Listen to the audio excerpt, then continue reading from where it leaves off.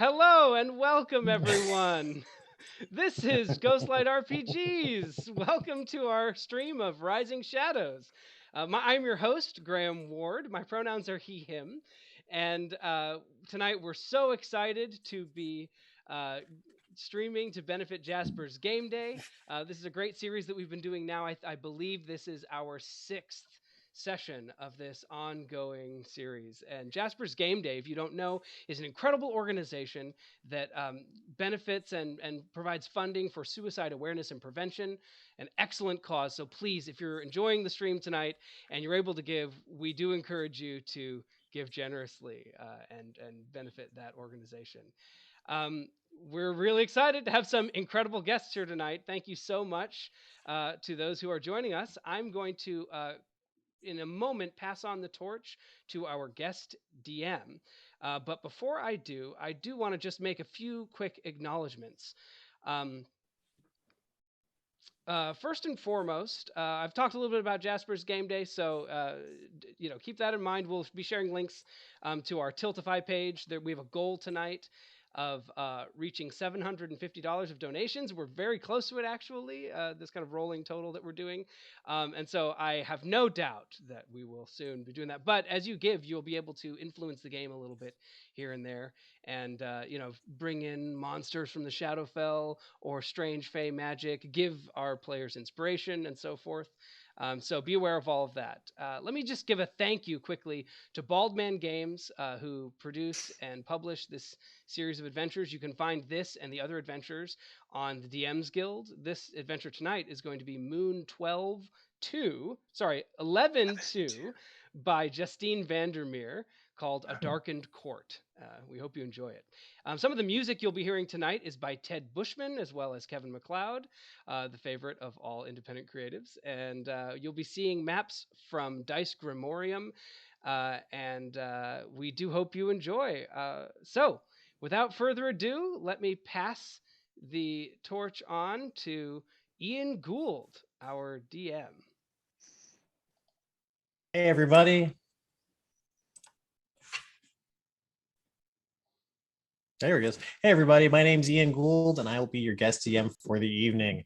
I'm going to start off by actually handing things over directly to my players, have them a chance to introduce themselves, tell us a little about themselves and what they do, like just one or two sentences.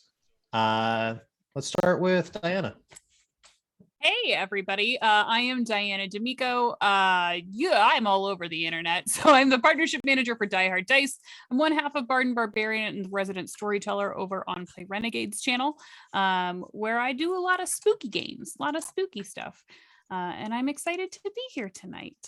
I'm going to pass it over to Noir.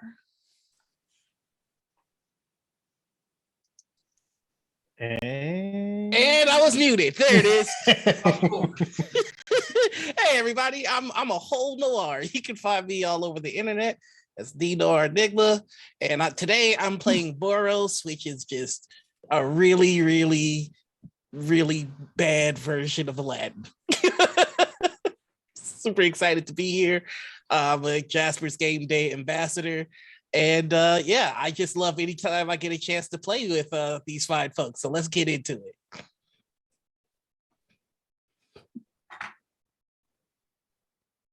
let's pass over to Paul.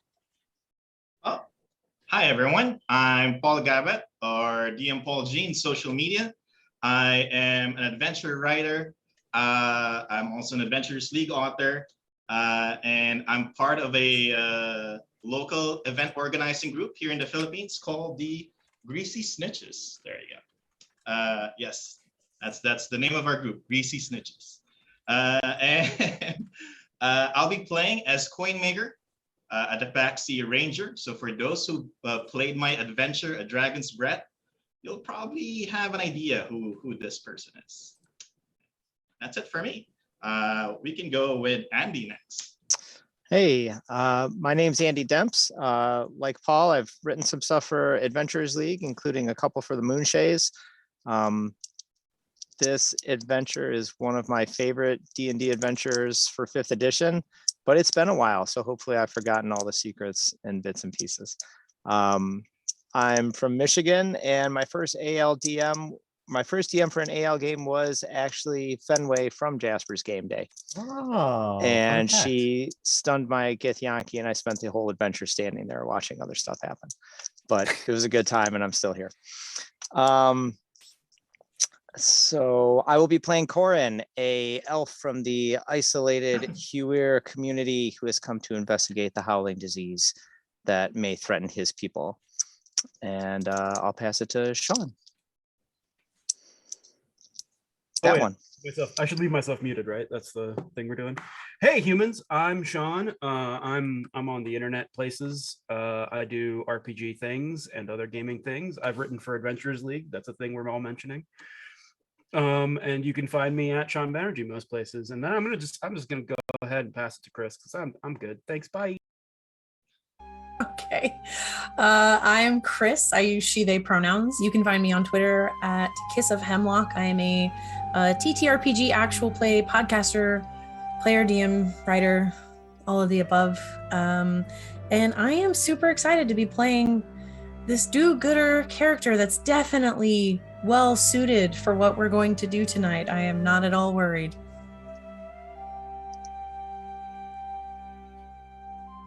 All right. And my name again is Ian Gould. I'll be your DM for the evening. You can catch me with Kris. We do a podcast called Faith Forge Academy. And Shawn and I work on a project. What is it called again? Is it the GaryCon Adventures? No, the bigger one. Dreams, the Red City? No, the overall name of the organization that we're part of. Oh, you mean the Word Refinery, the company? Yeah, the Word Refinery. Yeah, that's right. Word Refinery. We're an organization that helps DMs or I should say authors get adventures out to DMs in the written form. So if you're looking to publish, come and check us out. We'd be happy to bring your ideas to life. You know what? We didn't really get to hear much about Diana's character, Alarica. So let's just start off there as we jump into the adventure. Let's begin tonight's game of Rising Shadows.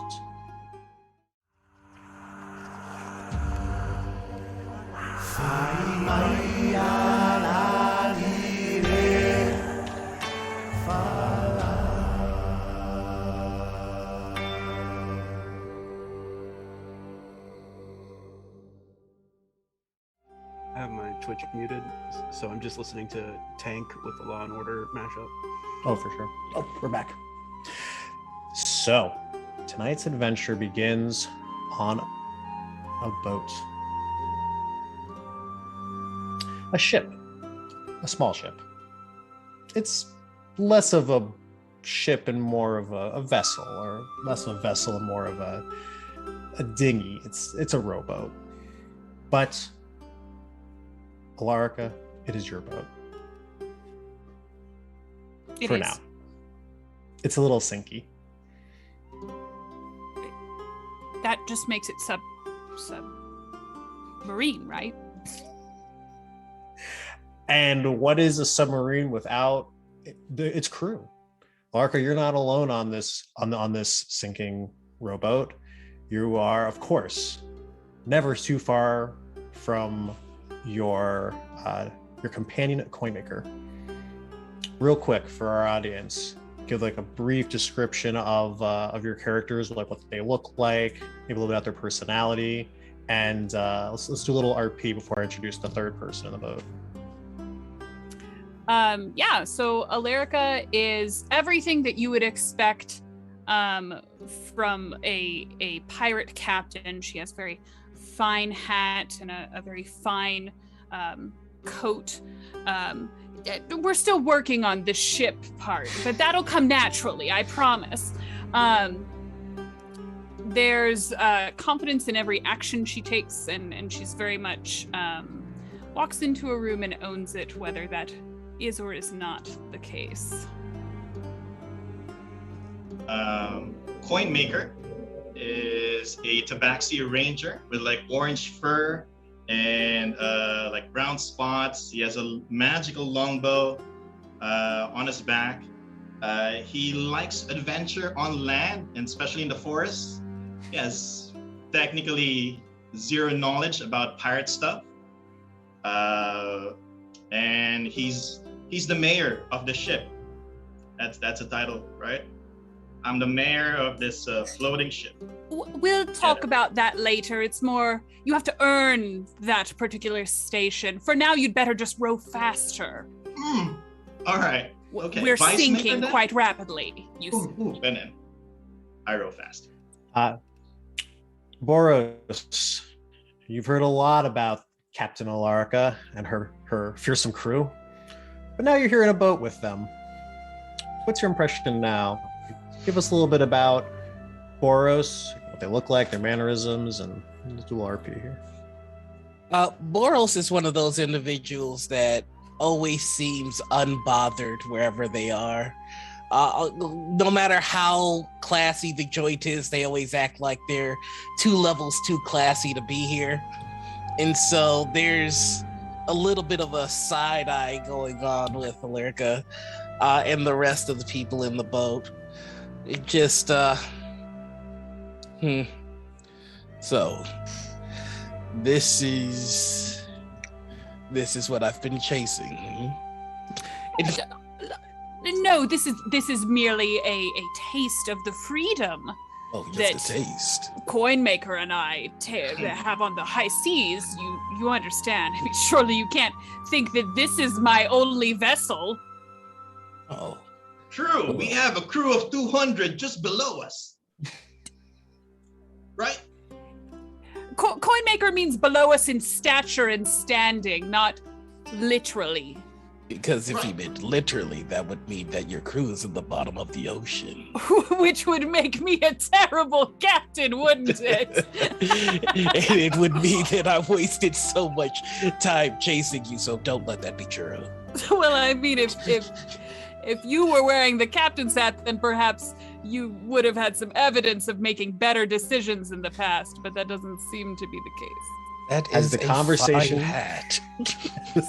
As the conversation continues, your boat continues across the mist-shrouded waters of the Moonshae Isles, and you are approaching Caer Caladan, a mighty fortress city perched at the edge of the shore. There are beautiful cliffs that are shrouded in darkness and mist. In fact, you heard there was something, a Shadowfell nature happening in Caer Caladan. You heard that there was some powers at work, possibly just the royals fighting amongst themselves, but there is an unsettling chill that seems to seep into your bones as the ship is now taking on a fair amount of water. But there is a dock. Tucked away behind the castle of Caer Caladan, there is a small unused dock, perfect for a nighttime infiltration. And there, standing on the dock, is your contact, a dragonborn, waiting. He's accompanied by two other figures that seem a little bit apprehensive. Shawn, would you be so kind as to introduce your character, and then Kris and Andy, and let's do a little bit of RP as the three of you are waiting on the dock for your three companions that are going to be joining you on this very dangerous mission. Sure. Karen is a dragonborn, as mentioned before. She is a emerald gem dragonborn. So even in the dark, she has like a beautiful, luster about her, gem hard scales, and she's hanging out with her two good friends here, and she's just like, okay, like they were supposed to be here a while ago, right? Like we have been here waiting for so long. I'm pretty sure they're dead. Like, are they dead? Do the two of you think they're dead? I think they're dead. Just hold on. They should be coming. We're close now. After everything we went through last time, we're getting close to the force that's behind all of this. Okay, fine. What do you think, other person that's with us?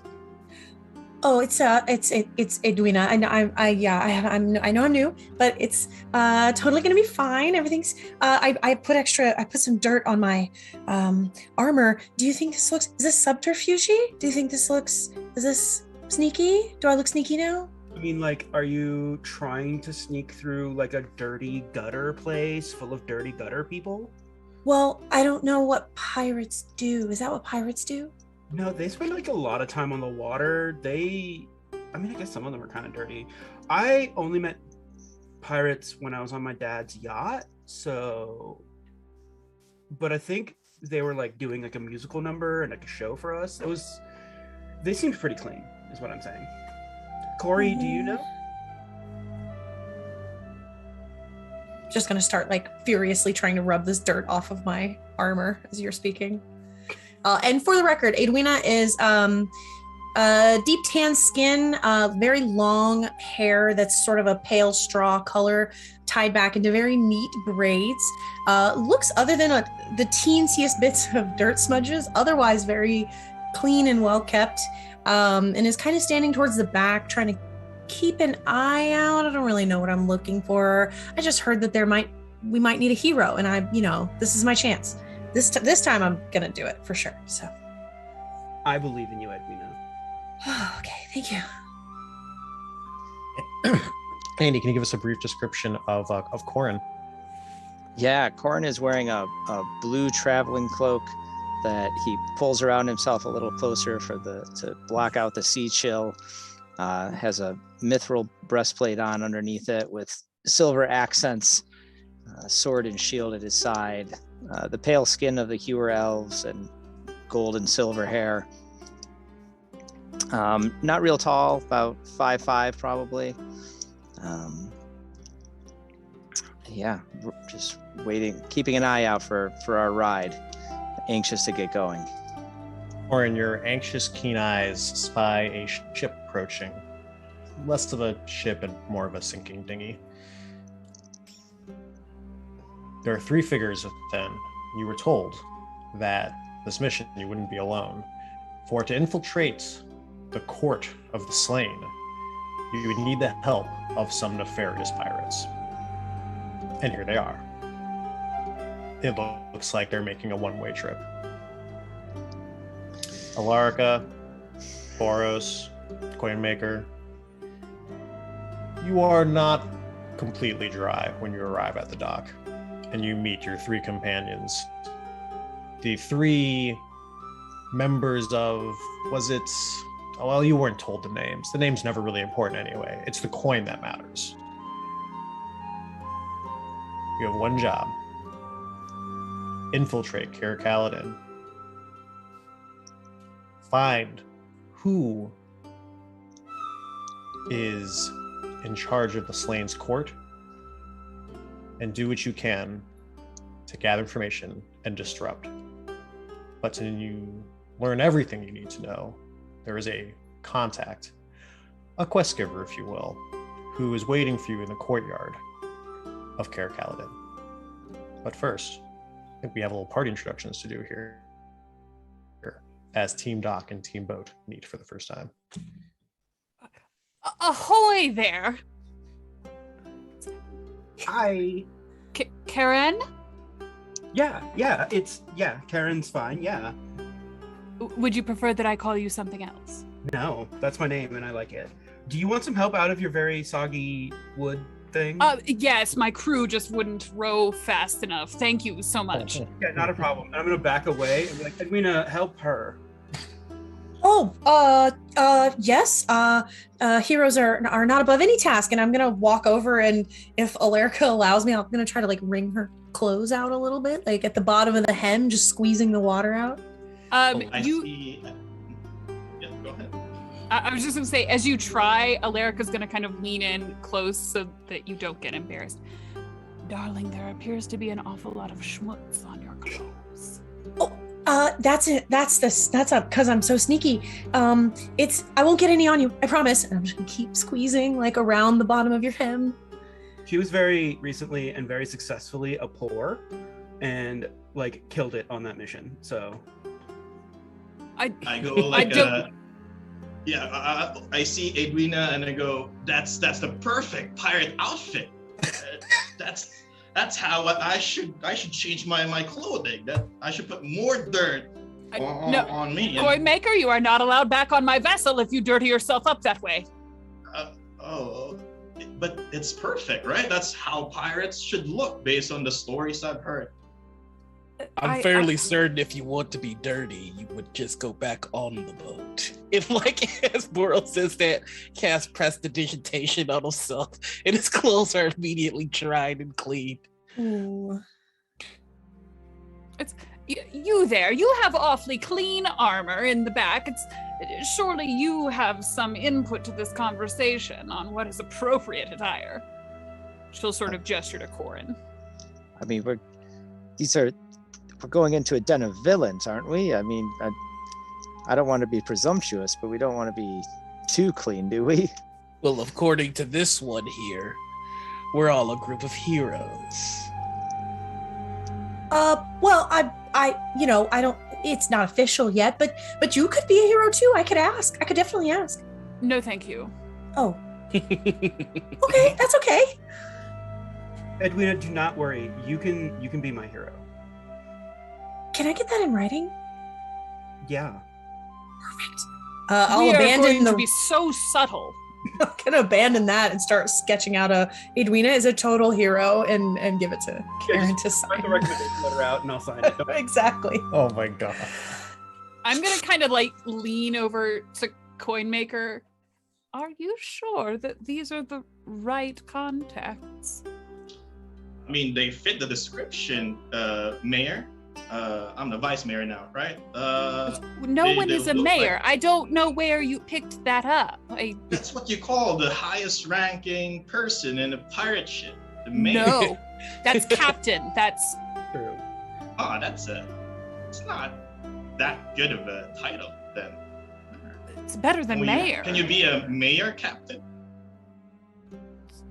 I suppose No. one could be a mayor and the captain at the same time. Though. Captain Mayor sounds awesome though. No, I am Captain Alarica. This is beyond the point. Should we go? Should we try and Of course. We'll infiltrate? leave the crew of 200 just below the sea together with our boat. Ship. Obviously, our ship has been put into stealth mode. She says is like the last bubbles filter as it sort of sinks below the surface. I grab a rock and like pretend it's a remote so it goes like a stealth mode. There you go. All right, Excellent. adventurers. You are now outside of Caer Caladan to paint a picture. Although the Moonshae Isles, in general, it's a pretty nice place. Verdant fields, beautiful shoreline, seabirds. The folk are happy here. But Caer Caladan has come under new management. As you approach the castle walls, you don't see the good folk fishing and spending their time enjoying the fair ocean side. In fact, can we get a bit of a music shift? Thank you. Something a little bit more dreary. As you make your way towards the castle, you see the abject forms of, I don't want to say destitute poverty, but abject suffering is more like it. There are people who are, they're sort of like suspicious eyes. They're scrambling amongst the dirt and the refuse for scraps. The castle walls are not guarded, but there are a few corpses hanging off the side.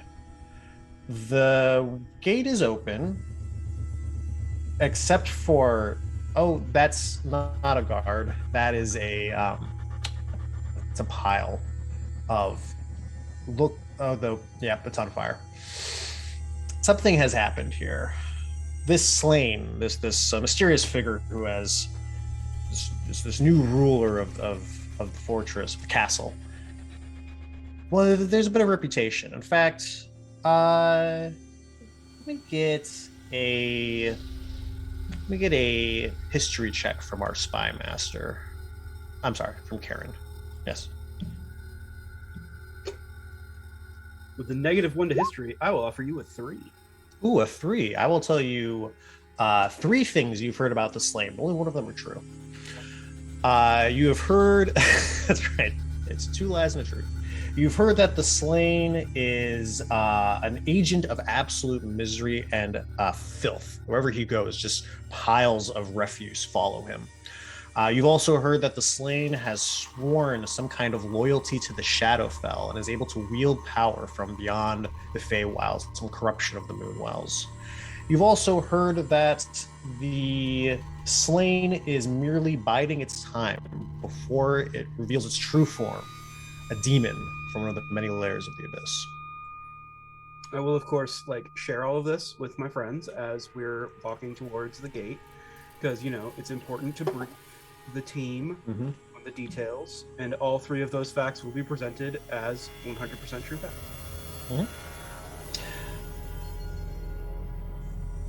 You know that you are to meet a contact, although you can't imagine what kind of contact you would meet in such a place as this.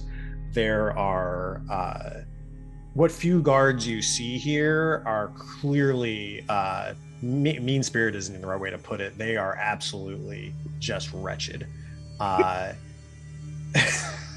They're just so wretched. Spirited. They're so mean-spirited. They're just absolutely wretched. And you find yourself sort of in a corner of the courtyard outside the main gates that is a little bit out of the way. Corin,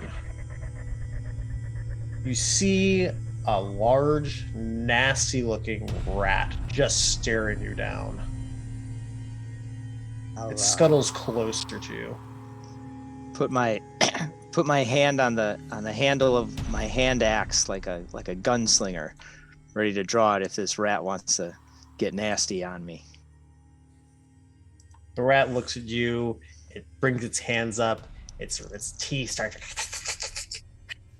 and then it begins to grow, slowly at first, and then rapidly, until it emerges into a cloaked, dark figure, pulling its hood back. You recognize a familiar face. I fronted a handout to roll 20. The rain here begins to fall. No one is paying any attention to this collection of shadowy figures in the courtyard of this cursed castle. She speaks to you in a low voice, although not menacing. Thank the Earthmother that you've arrived. I've been waiting in this wretched place for 3 days. You are Corin, I presume. I am. I was told by the Grand Enclave that you would be arriving along with a sister of the Sonoria. Do you have information for us? Do you have a way in?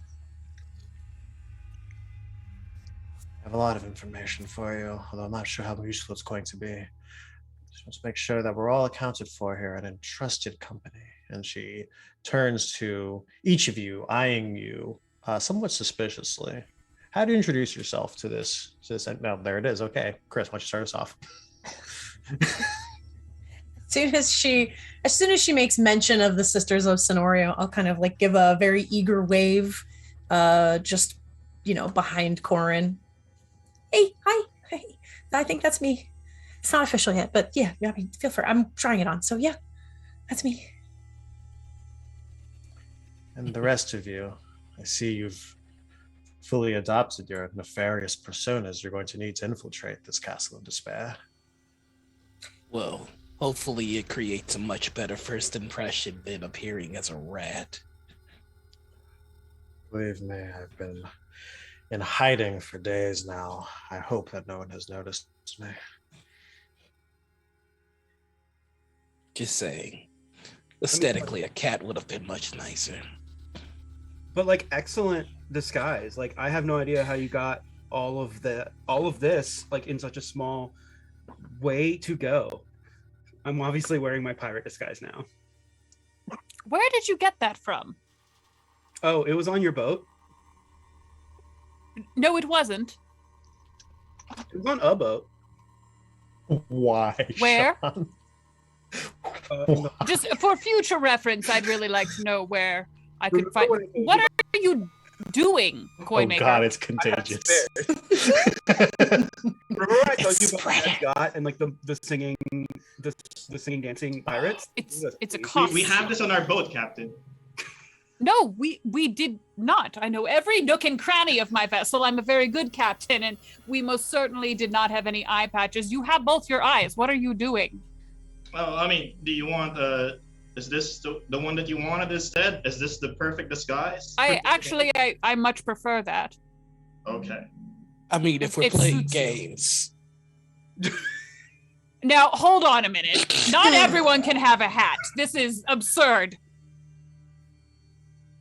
I mean, as long as your hat's the biggest, right? Like, our hats are nowhere near as big as yours. Oh, I know. Believe me. Yeah, so like, if anything, our hats accentuate the bigness of your hat. Like, you know, in juxtaposition. I suppose that's true. Yeah, We are most certainly going to die. Bickering, mistrust. You've clearly been rehearsing these roles well. You'll pass excellently, I think. The court of the slain is not a place for trust. I'll tell you what I know and what the Grand Enclave needs. But be warned. The task in front of you is a dire one. The castle, she motions around to the sort of dreary, rainy environment. It's starting to rain now in earnest. Those of you with hats are protected from the rain, as it is starting to really come down. She tells you that of a madness that is sweeping over the castle that has made infiltration particularly difficult. She suspects that there is some sort of infection from the Shadowfell. But still, the Grand Enclave needs information about the Court of the Slain, particularly to win the trust of the courtiers. There's a man in particular, a major domo, right-hand man. He goes by the name of Perel, and he is the one you must convince. He is the one whose trust you must win. He is currently looking to add a new member to the Court of the Slain. You need to win that vote of confidence from him. And what of the reward? Of course. You'll be paid handsomely upon your return.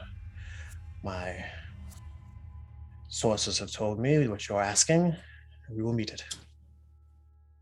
Very good.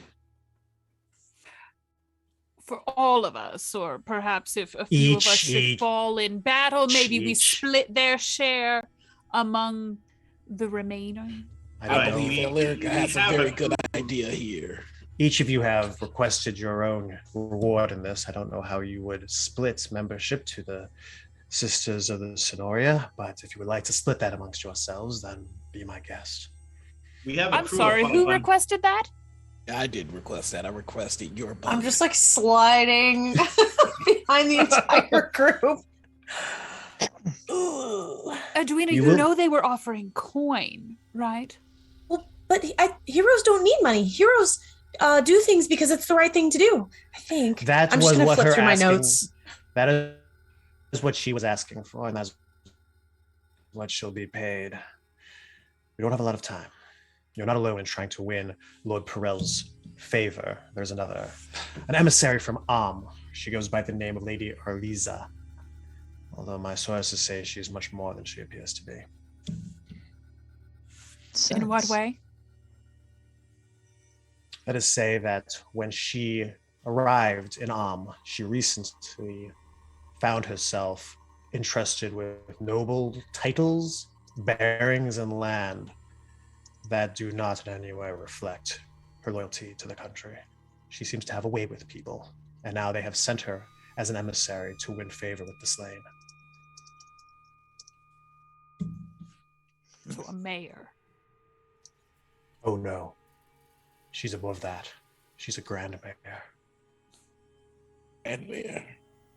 So I'm so sorry. I just have one little teensy question. So there's like one seat, and are we all gonna get the vote, or do we pick somebody to get the vote? And how does this work? You're going to have to choose amongst yourselves who you're going to put forward as being a member of the court, but I hope that you would all work together as a team. Okay. It's probably something we should decide now. Very well, everyone.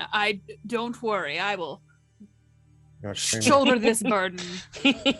Very well. You're extremely brave. The last favor of the court was brutally murdered, but I suppose sacrifices must be made. The slain apparently goes through his favorites quite quickly, but it's the only way to get close to him to learn what we need to know. Your But country surely thanks you. Boughs would like to arm wrestle me for the honor. I mean, oh no, Lyric. I think you would be the perfect choice. I agree. We don't have much time to waste on this, so very well. It's agreed. Alarica will be the one to win the favor. Yay! A hero. Way to be a hero. We don't take notes. Like, this is a hero.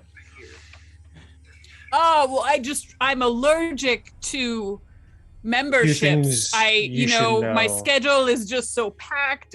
Lyrica, I promise you, should you fall, I will take good care of your ship. Captain, if you die, Captain, I'll be the new Captain Mayor of the ship. I'll take care of your ship. Don't worry. You can have my hat. Yes.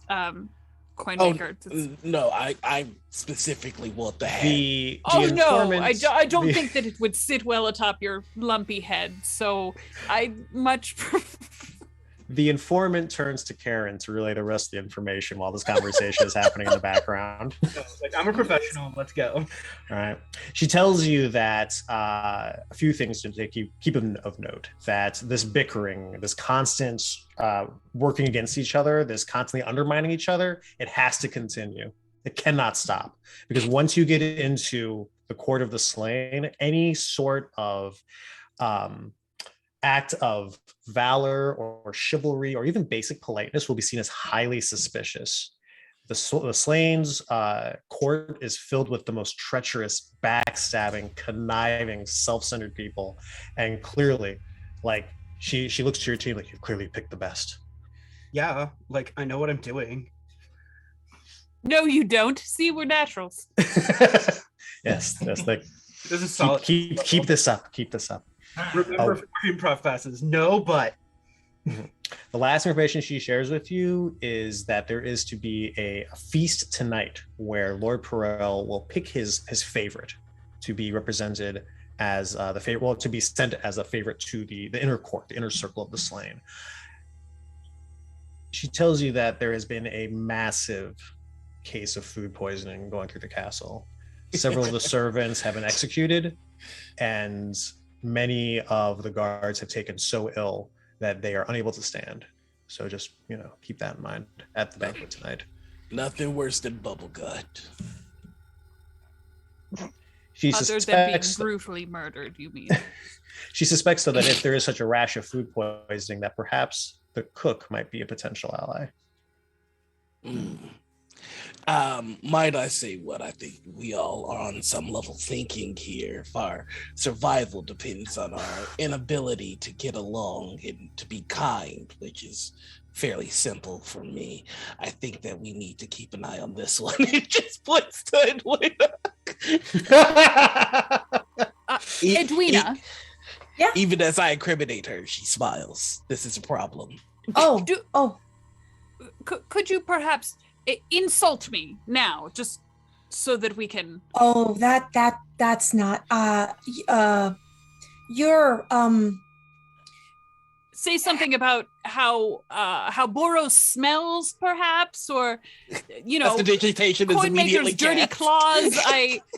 Yes. Yeah. There's your hat is only kind of good.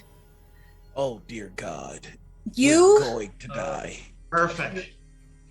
That was solid. No notes. Dare you? I'm sorry. You're right. It's amazing. I'm so sorry. No, you were doing fine. Let's try like a different tactic, Edwina. All right. Okay. I want you to try this. Put on your biggest smile. Now make your eyes dead, and like tilt your head forward a little bit. Just if anybody talks to you, do that. In fact, I think we should all try this. This seems like a new method. Perhaps everyone give it a shot. Karen, can you give us those instructions one more time? Big smile, everyone, big smiles. And then big eyes, dead eyes. Tilt your head down a little bit and then straight into the camera. The camera being the person we're talking about. Oh, God. Did we do it? Oh. I don't know anybody that would mess with us. Oh. Do pirates do this, Captain? They do now, I suppose. Oh, this is not good. Hey, Edwina, if I may offer some advice, you are lovely, and I love everything about your style here. I would recommend that, should you desire to speak while we're in the presence of the slain, simply say the opposite of whatever you're actually thinking. So, what are you thinking about me right now? That I don't know. Your voice sounds really nice, and you could just talk forever, and I would be fine with that. That's lovely, and I love your voice as well, and the schmutz on your armor. Now, say the exact opposite of what you're thinking. My voice is really nice, and I could just listen to me talk forever. Oh God. Actually, that kind of works. Corin, you seem like the strong, silent type. Could you maybe stand in front of her for the whole evening? Just I'll try and help her along. This is I'm a bit out of my element as well, but we'll be silent and can you do menacing? Can you do quiet menace? Well, she's a menace, all right. That's for certain. But just that's quiet blank, confusion. Far away. Just pretend like you've just smelled something really nasty. Just take a step closer to Boughs and take a deep. There, perfect. You're muted, Noir. I'm so glad he's muted. He just goes, you got one more time. I've cast prestidigitation on myself 3 times now. I smelled like cinnamon, I smelled like sandalwood, and then I smelled like cinnamon and sandalwood. So there's no way. It's not whatever me. You say, dear. And my I head believe is The gates to the castle are open before you. Your contact returns back, transforms into a rat, and gives you a knowing nod as she scuttles back into the shadows of this cursed castle. You make your way in, and I don't want to roleplay for your characters, but I'm just going to go ahead and assume that you're bickering the entire time. Is that? Yes. Okay. All right. Didn't want to put words in your mouth. All right. I guess some people don't like sandalwood. I'm just saying. I'm allergic. These are very strong smells to put together. Prestidigitation again. Paprika. The guards hate make deviled way eggs. for you.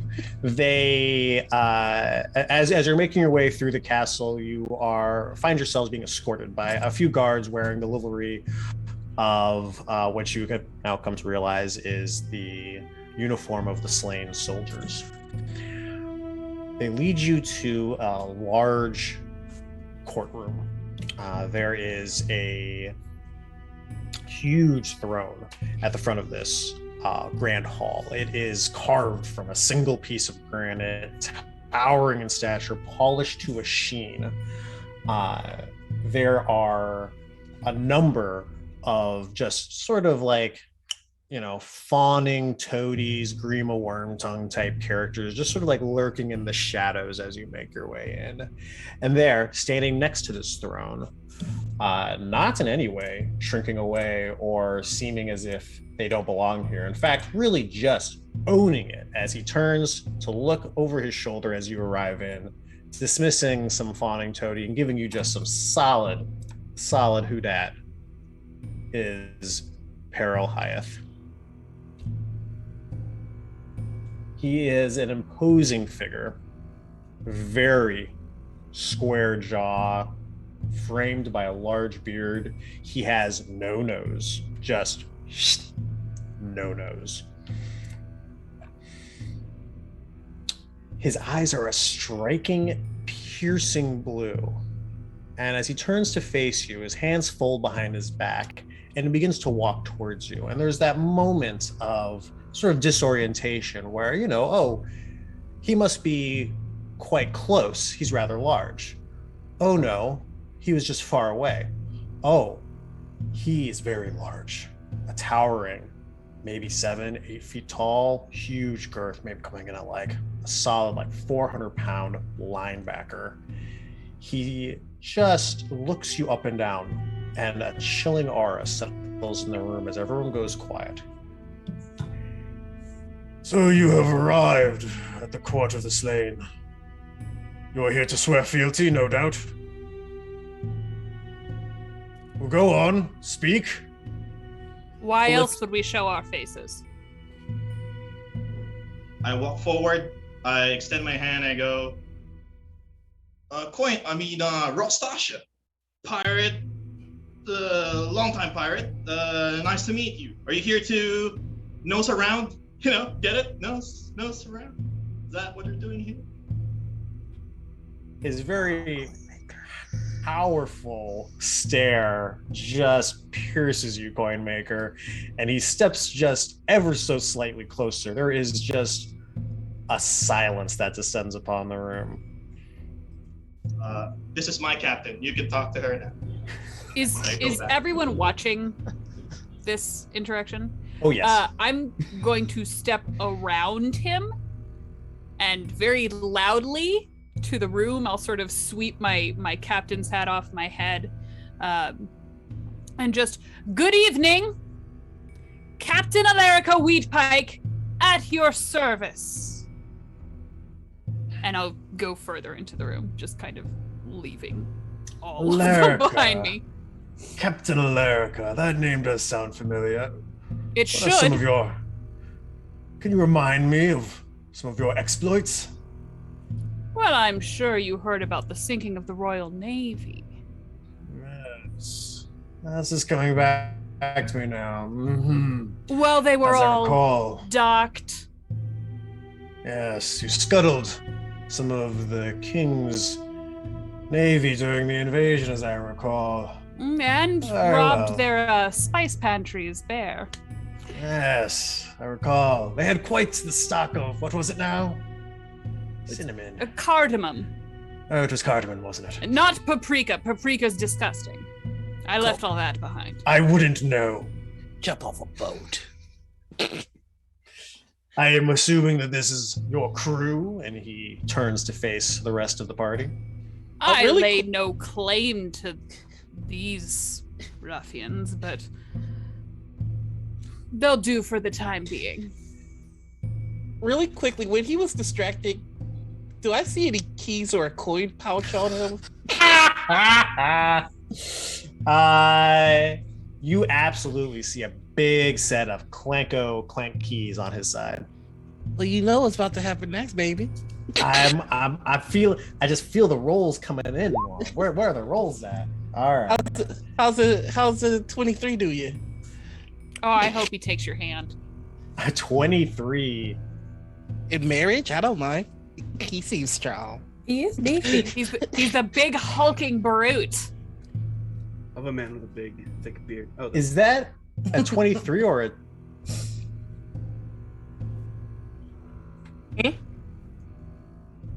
A 23 absolutely makes it.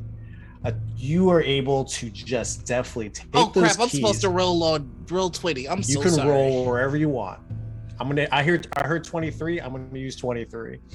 When you grab those keys, they just disappear into your pocket, and they're big, thick, clanky keys. You've got that good velvet just wrap around it. They don't make a single sound as they disappear off his belt. He turns to face the rest of you, unaware that his keys have been pilfered. Who's the next person to introduce themselves to Peril Hyeth, the man whose confidence and trust you must win to infiltrate the Court of the Slain? I am the Dread Pirate Nerak, and you may have heard of me. I'm very evil, but also very nice. That's kind of my brand. So, very nice, very evil, Dread Narak. Hello. I'm the ship's under Captain Alerica. I'm the vice mayor in charge of comptrolling. I'm the comptroller. Oh, no. I don't quite think I've heard of you. Maybe you can remind me of one of your exploits. Well, I am best known for the time that I had the entire crew of an enemy vessel throw themselves overboard just by talking to them. And like, let's be honest, I was just trying to like give them some constructive criticism and talk to their captain, and they were not having it. Something about their captain had died from scurvy, but like I didn't take that for an excuse, you know? So I was like, listen, I don't care if he's dead, cast speak with dead, you know, like we live in a world with magic, let's get it going. And then they all left. Like it was pretty rude, and I had to take this whole big 3-masted ship, something about like the Admiral's flagship or whatever, like back to shore myself. So, I mean, some people know me from that. Yes, that does ring a bit of a bell. Excellent. It seems you've been working, at least in the interests of the slain, on your own time. It's good to know. What about the rest of you? I'm just gonna walk in.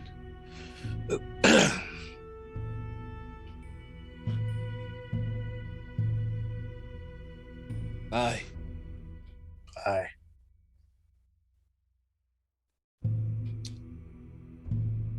Good chat. Not a few words. Are you gonna ask me about my deeds? Is there anything I should know? I don't think so. Very well. Very well. You hiding in the back. I'll whisper, remember, opposite. See.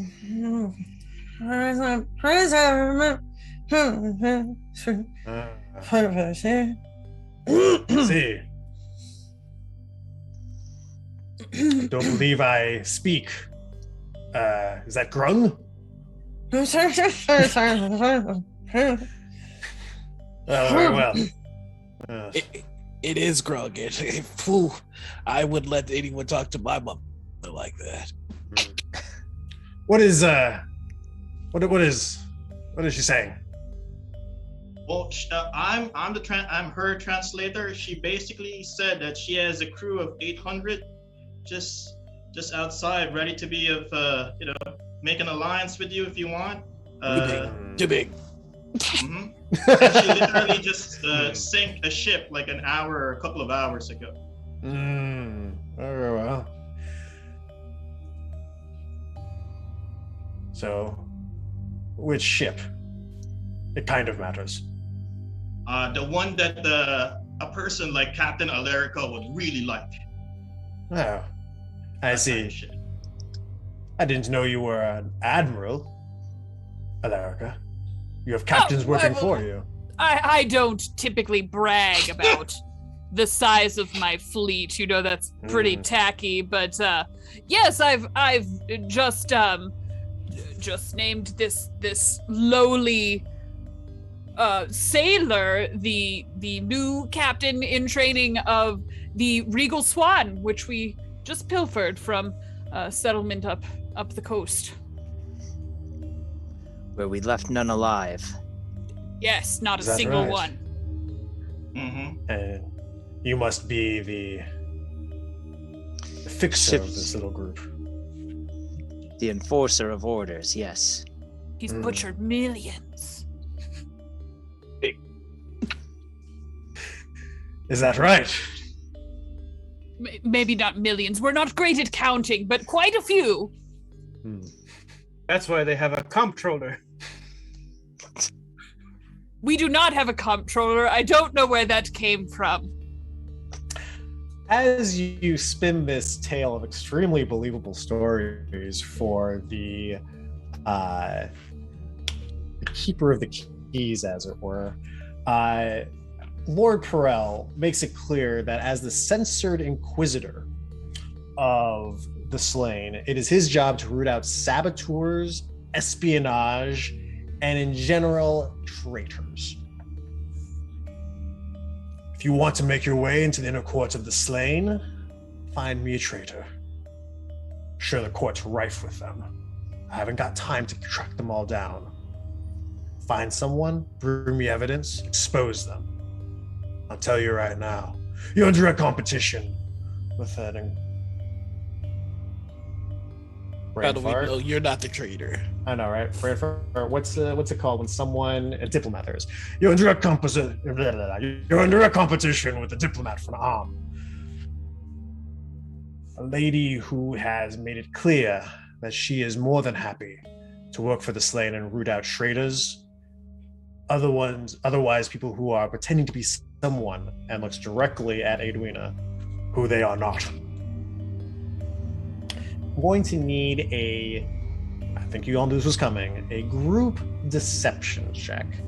All right, here we go. I know, right? Edwina, as you cleverly disguised your lack of ability to lie with a language barrier, I'm going to go ahead and say that you are going to forego on this roll, but Coinmaker, as you have stepped in as Edwina's translator, you're essentially going to make 2 deception checks, one straight and one with disadvantage. 17 for me. And we'll look at the books. All right, it's a 17 here. for Boughs. And You think you're better than me? I am better than you. Yeah, this is a great time to donate for rerolls. I'm just saying. Yes, if you want to know what your rerolls are, and I cannot emphasize enough that the man's title is literally Censored Inquisitor. He is quite adept in sniffing out lies. Can I give my inspiration that I received from chat to Coinmaker since they're making this roll on my behalf? Yes, absolutely. Okay. All right. So see, I got 17 and 18. Going to chat. All right. Karan got an 18 as well. On deception already, I think. Nice. Well, that changed to a 21. And Corin got an 11. All right. That piercing, withering, blue-eyed gaze from this noseless inquisitor starts with Edwina and then extends until the rest of the party. In fact, the only person that Perel seems to believe on any level is Coinmaker. The fact that you heard her speak Grum and you're still alive, you should be happy about that. The Slain always has a use for a translator, one who can navigate some of the more difficult negotiations with foreign lands. You may have use in the court. So the rest of you, find me a traitor, and perhaps we can talk. And with that, Perel dismisses you from his court. You are led into I'll say a large dancing hall where there are a number of other hopefuls mingling and waiting to sort of suss out who their competition is. But don't be fooled. It is not a drink and meet and greet. There is a band playing, only the most mournful of tunes. An orchestra that is clearly missing a violinist. Their instruments are tattered and worn. You see there on a stage where the band ought to be playing, there is a rather gory display of a slain pig.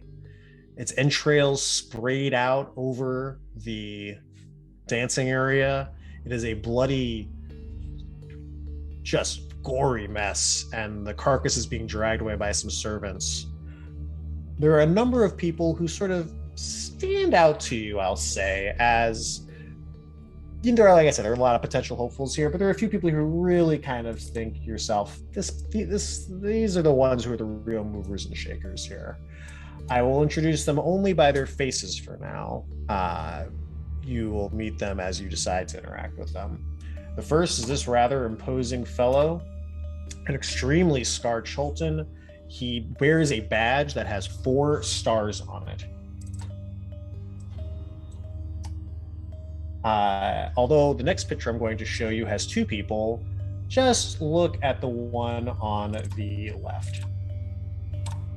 This drow has a similar badge and a very just piercing gaze. She is sipping on a drink and she is looking around the room as if she is daring anyone to approach her.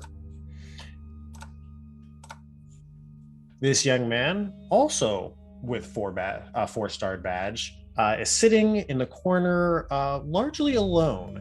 He appears to be having difficulty breathing and is sort of nursing a drink loosely. And let's go with those 3. Let's go with those 3. Now, this is no... Oh, go ahead. I was just gonna say, I'm gonna march right up to the drow who does not want to be approached, very obviously. I'm having the same thought. And I'll see Boughs going for it and kind of like approach. elbow him on the way over, like trying to. This. You're gonna Right, I'm gonna need a competitive check to see which one of you actually gets there first. What are we rolling? A jostling for position roll, whatever. Pick your poison. Straight up dexterity. Sounds good to me. Okay. Nothing happy. I'm gonna use my advantage. Hey, Well, thanks for the donation, guys. You don't need to. I rolled an 8. Oh, I already did though. That's my Roman numeral dice are testing me this late in the day. That's a 19. A 19. You feint, you parry, and you get there just in front of Boughs. Boughs, this next time. It's fine. Mm-hmm. Good evening. She extends a crooked finger towards you and crooks it forward in a come hither motion. Motion for you to get closer to her.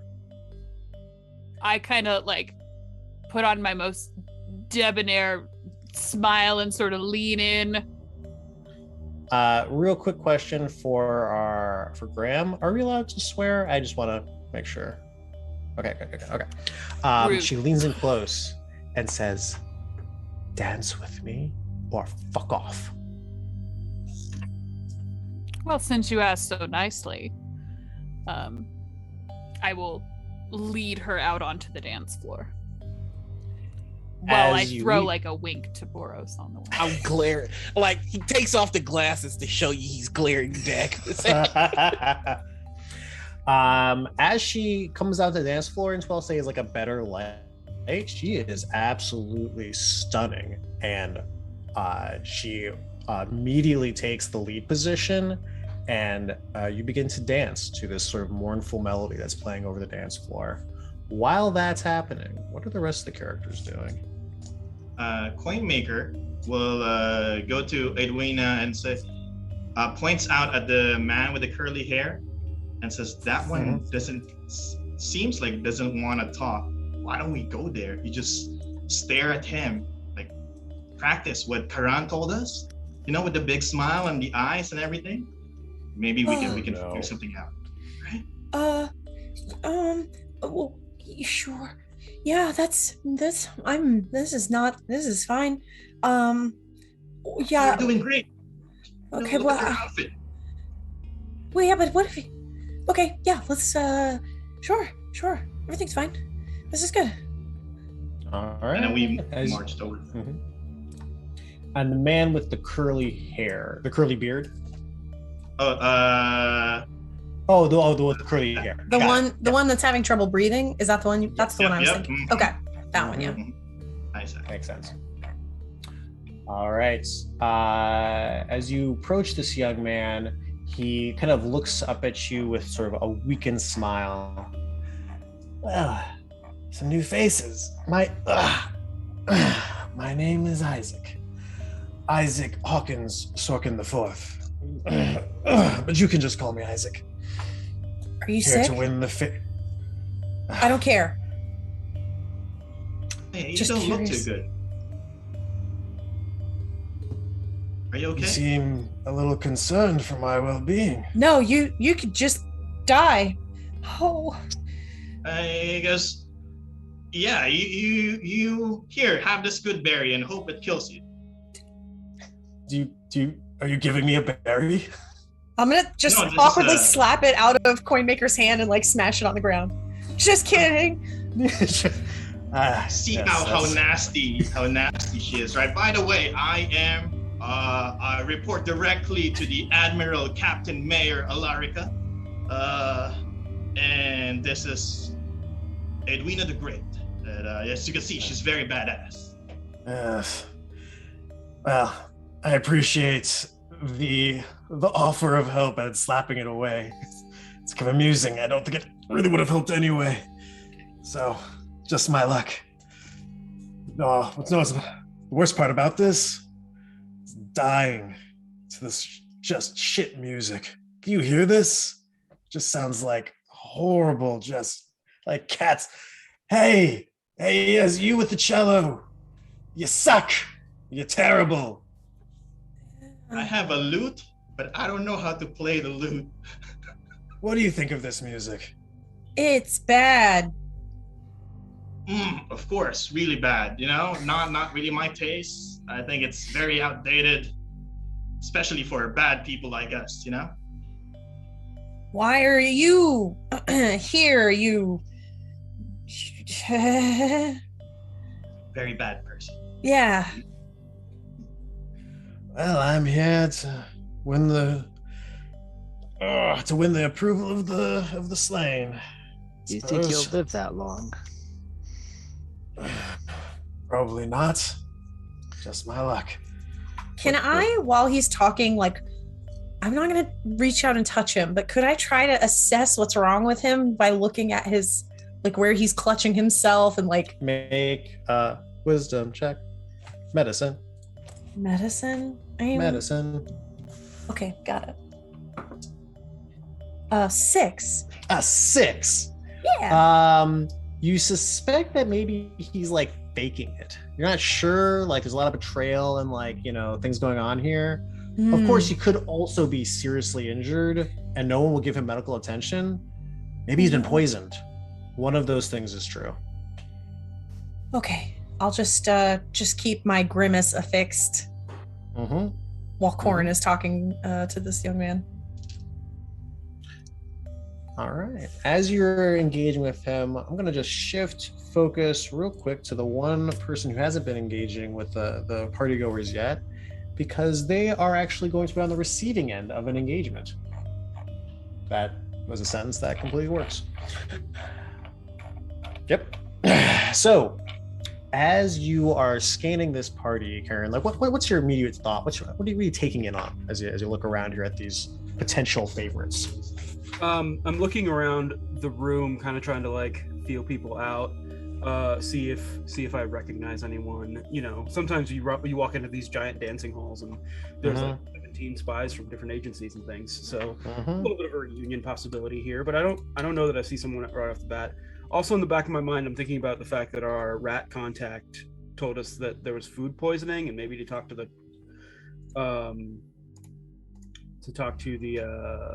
kitchens about that. And Karen, or Nerok, the pirate, has gotten into many kitchens by demanding to see who's in charge. And that's kind of the headspace she's in as she's sitting there. And also probably hello Jib that I've just run into. Equipment here. And also probably going to the fruit punch and being like, oh yeah, no, that food poisoning sounds terrible. I should get a drink. You're not alone at the fruit punch table. There, as you're looking around for a familiar face, you see one looking at you dead in the eye. Denton, another fellow spy. He looks at you and calls you completely by your name. Well, Karen, it's good to see you. Didn't expect to see someone like you this deep in. Aren't you with the Grand Enclave these days? And that is where we'll take our break. No. All right. All right, folks. Here is our break. Get up, stretch, move around, get some water, do the thing, breathe, and we will be back in about 10 minutes. That sound good? 10 minutes? 10 minutes. All right, sounds good. So at 45 past the hour, wherever your local time zone might be.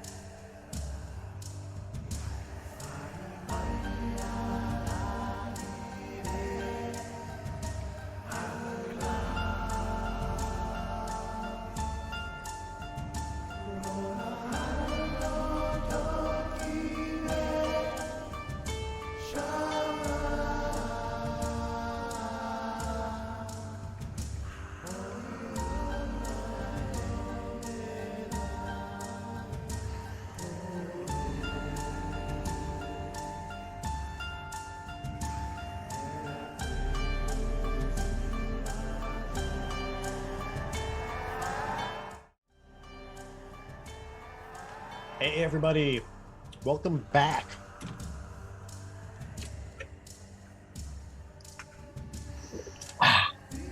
Drink water, folks. It's important. Stay hydrated. Hydrate or dihydrate. There it is. We are going to be continuing our adventure here deep into Rising Shadows as our adventurers have infiltrated at least the outer circle of the Slane's court of loyal people. But all is not well, as apparently at least one person's cover has been blown, as Karen turns to see a fellow spy who apparently feels totally comfortable outing them on the spot. Rude. Very rude. Let's jump back in to the Moonshae Isles.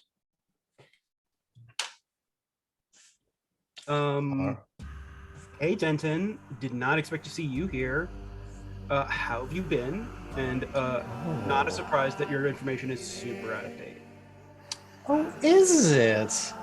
I didn't know. Please enlighten me, update me. I can't wait to find out what you've been up to. Of course, you know me. I've been rooting out different folk who have decided to infiltrate the court. You know, Kendrick loyalists, traitors for the most part.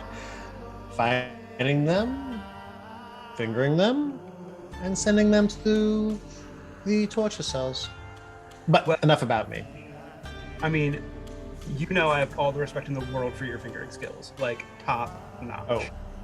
Oh. They say no one can finger them like me, and they're right. Because I can point to someone and say, that person's a traitor, and everyone believes me. Yeah, like, it makes total sense to me. That is 100% what we were both referring to the entire time. Of course.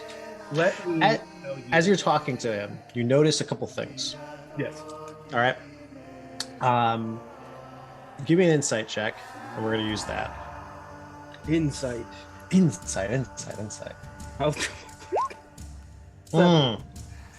I see. Excellent. You notice several things about Denton that might be a little bit different than the last time you spoke to him. Number one, he is wearing straight up the uniform of the different members of the court who are loyal to the slain. Like, and you typically know him to be someone who like doesn't like throw his hat in, as it were, kind of on the outskirts, and he seems like he is all in. You also notice that there is like a bit of a twitch about him. He seems to be a bit more on edge than normal. And the third thing you notice is that he has a rather nasty looking jagged scar on the right side of his face. Only one of those things is relevant though. From a 7 insight. Okay. All right. Denton. Darling. Can I be real a second for like just a millisecond? That's all I'm here to do is get songs stuck in people. Don't blow your shot, my friend. Yeah. You know who I am, and how could I not come here and check out what is going on with a group called The Slain? You know I love to slay. Like, this is my whole thing, and I should speak towards the microphone. But like, obviously I had to come check things out, and now that I see you're here and like you seem to have completely bought into all of this and like have new facial accoutrement, and that's really cool. Like, I'm in. Let's do this. You and me. Come on. Oh, well, I would love that so much. Dawn, just regale me with some juicy little bit of information, something that I can sort of pass along to let us all know that you're on the side of, well, the winners this time. I will give them a relevant piece of information. Tell you what, you right now, Shawn Banerjee, on the spot, make up something that is believable about the Kendrick family, maybe something about their troops, something about their plans, something that is useful. And if it's true, then it's true. If it's not true, then deception roll. Okay. I know we're both in the business, so let me give you this little tidbit. The Kendrick family is amassing a small infiltration force on one of the Northern Isles. I haven't figured out which one, but on one of the Northern Isles. There, it's kind of like a little bit of a task force situation, trying to target certain pirate vessels. And it's going to be real bad news for everyone here. So, as an aside, is that true? Sure. Yes. All right. Lay it down, Eric. Put it in a mod. It's true now. So, Denton nods in approval and says, "We have heard that there was a bit of a strike force that was being assembled to take out a few of our most loyal pirates, but I didn't know there was some in the Northern Isles. Very interesting. I'll have to corroborate that, but I'm so glad to have you on board. I've always liked you, Karen." Who doesn't like me? Also, I told people my name is Nerok, which is just Karen backwards, but like, Nerok. Of course, perfectly fine. Oh yes, Nerok, my good friend Nerok. Excuse me, yes, you with the hors d'oeuvres? Yes, these are terrible, they're shit. Go get my good friend Nerok something that's edible. This food's all rotten. What is going on with the food here? Like, people seem to have... I don't know. We've executed so many of the kitchen staff. You'd think they would figure it out, but I just keep getting garbage junk. I swear they're trying to poison us. No, literally, I'm swearing about it. I'm very upset. Could you just go take care of that? Whoever is the cook tonight, just find them and just, I don't know, just kick them until they make something edible. Yeah, like, you know that I am great with working with, you know, servants and making sure that they like really come up to very low potential.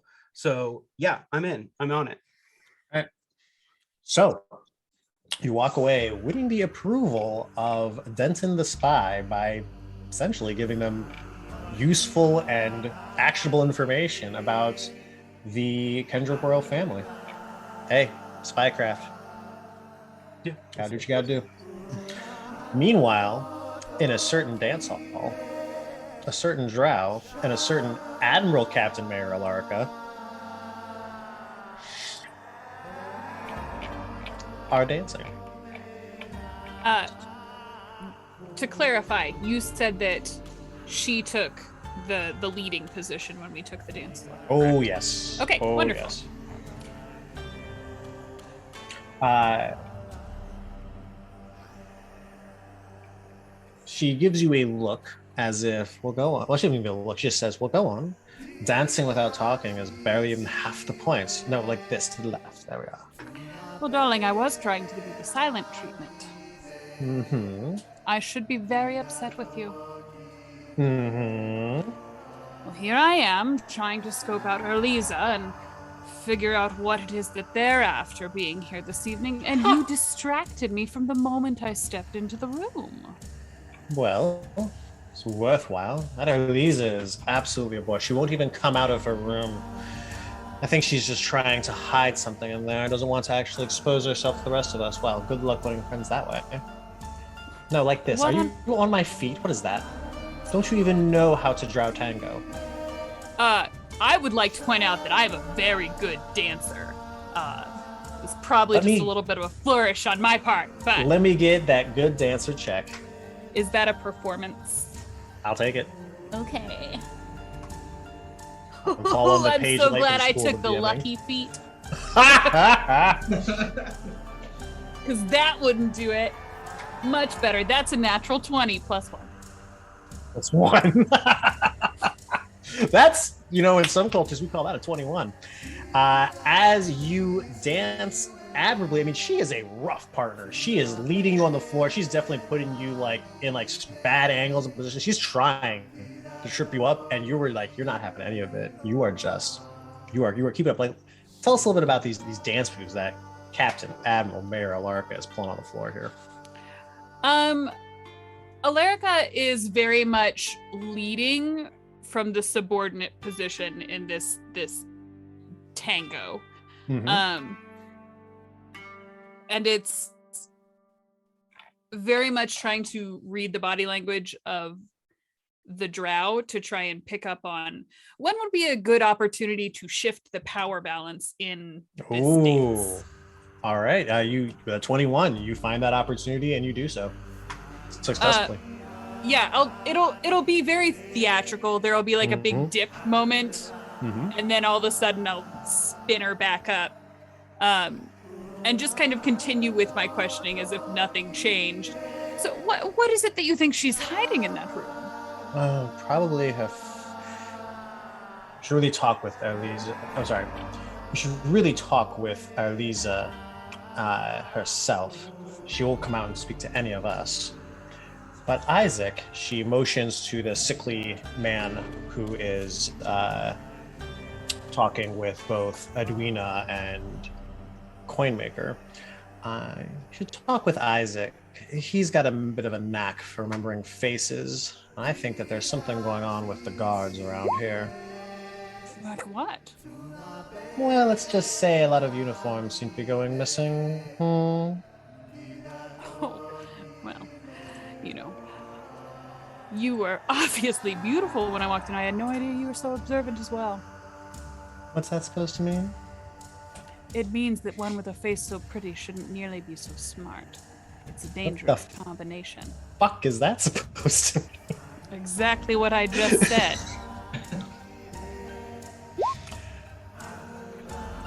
I'll kind of did she indicate which direction? Like, did she nod in a specific direction when she was talking about Elisa being locked in her room? There is a rather prominent hallway leading out of this dance hall. It goes in two directions. One leads back to the courtroom where you met Lord Perloff. If you take it the other direction, you see there are several smaller rooms kind of branching off. Great. Yeah, I've gotten what I need here. So I'll kind of press a quick kiss to her knuckles and sort of spin her off the dance floor in the direction of Boughs, and then turn and head towards the side rooms. Well, where I can assume Elisa is. You have showed yourself to be a competent dancer. You have slighted her, and then you dismissed her. You have absolutely won her approval. Yeah. Way to read that NPC. Failed it. All right. Meanwhile, in another part of the dance floor,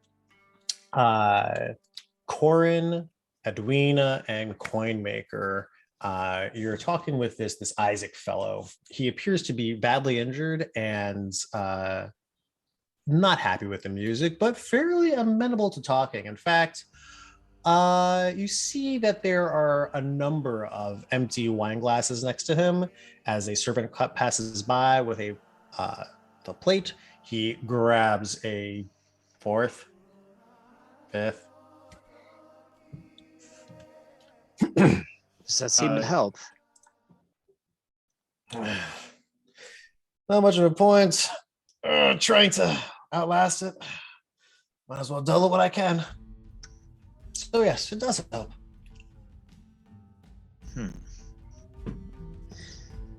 So what do you think?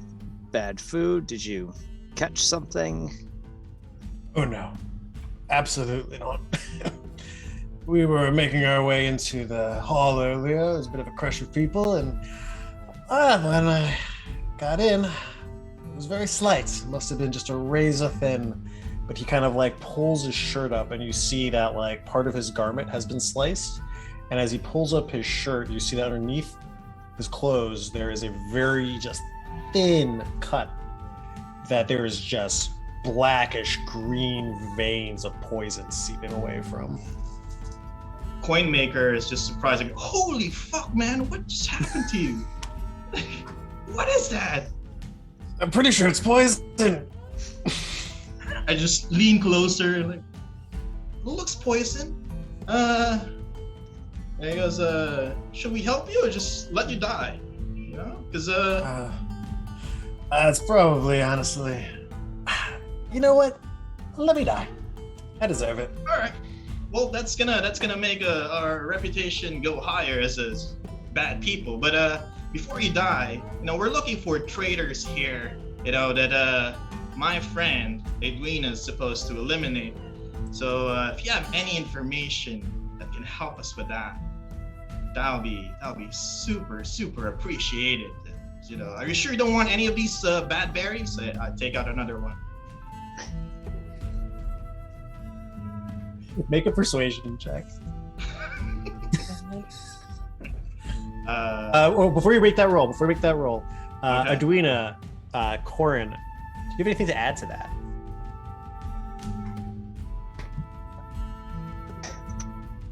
No. Okay. Very well. I think Edwina is trying very hard to. I was instructed to not say that much whenever possible. So trying very, very hard to be mindful of the Admiral Captain Mayor's wishes. As Coinmaker offers the bad berry, I'm just going to I'm still holding this, like, I don't even know what the face looks like. I'm trying to grimace as best as possible. You should, if you're the traitor, I'll kill you. Roll with advantage on that persuasion check. Okay. All right, what do we got? Oh, sorry. This is performance. Persuasion. Yeah, we want to use that dice roll. Yeah, that's I like that. That was a little better. You know what? If you're looking for a traitor, you found one. But I don't think I could do it again. When the Slain invaded, I thought I would be helpful to. Well, it doesn't matter what I thought.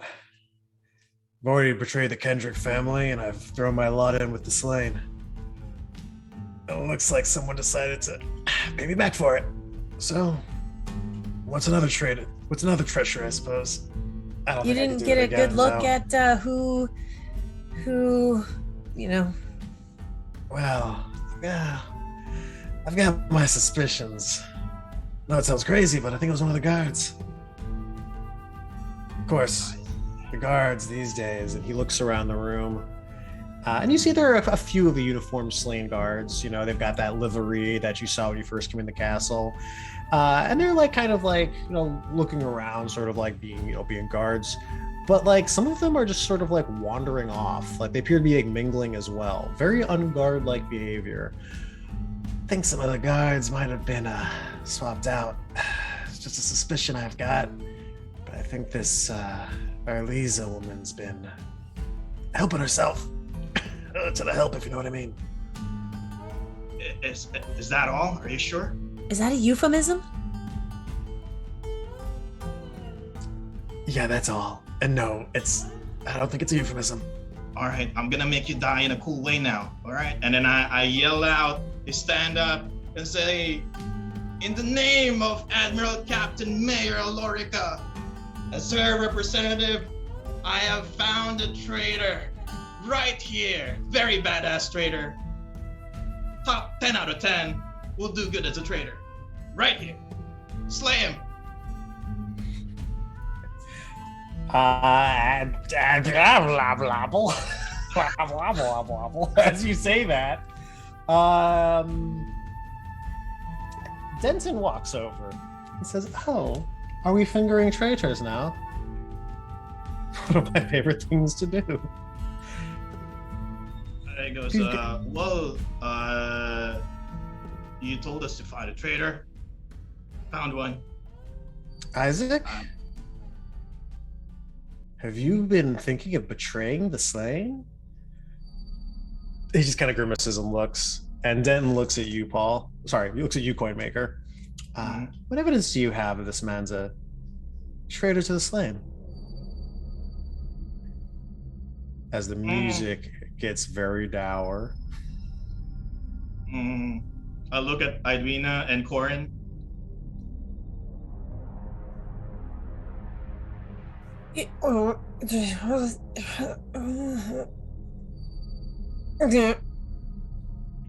That's my grung is a little rusty, but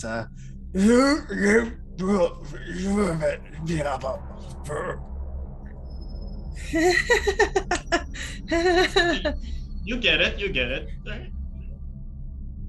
Your grandmother's feet were what? Oh, I'm gonna walk away. Can I get out of this situation? This seems like a bad idea. I would love to fuck off if possible.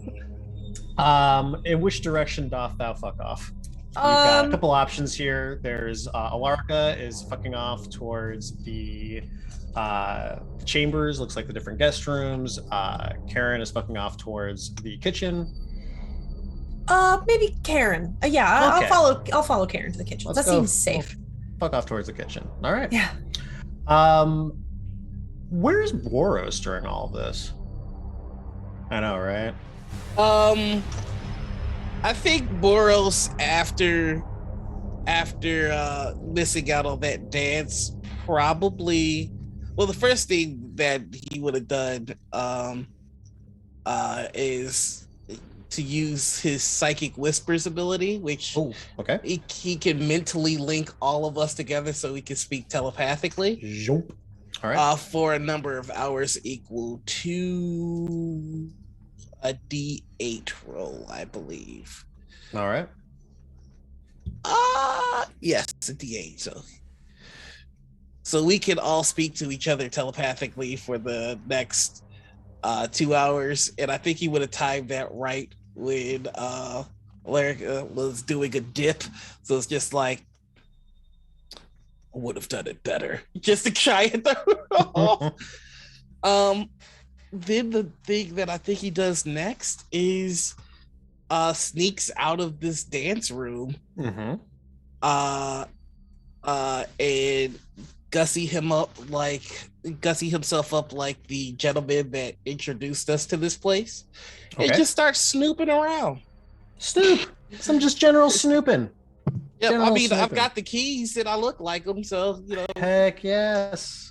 All right, we're gonna go ahead and put you going towards the guest chambers, which puts you one step in front of Alarka. And I'm stealing as I go. I'm taking so much stuff. Telepathically, just what's that smell from behind him? So bad, you two. Oh my God. 100% is paprika.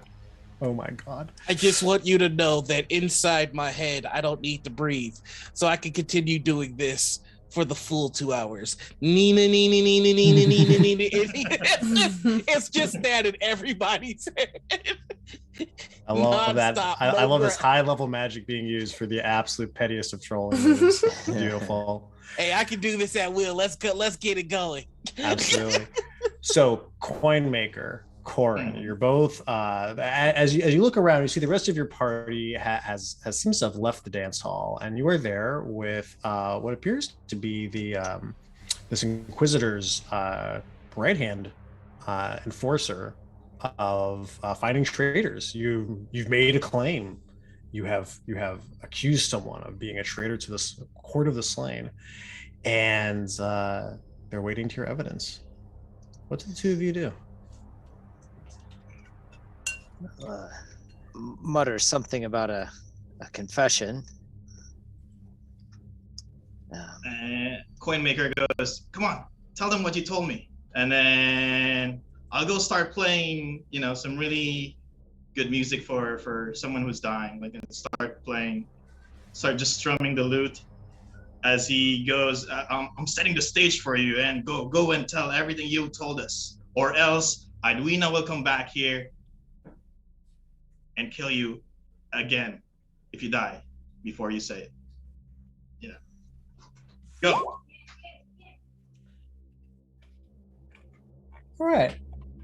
All right. As you say that, let me get a performance check for this music.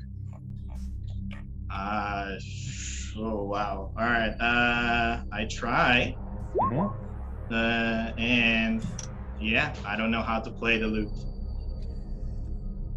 It's not the best music to die to, but it'll have to do in a pinch. As Isaac looks up at Denton and tells him, "It's true.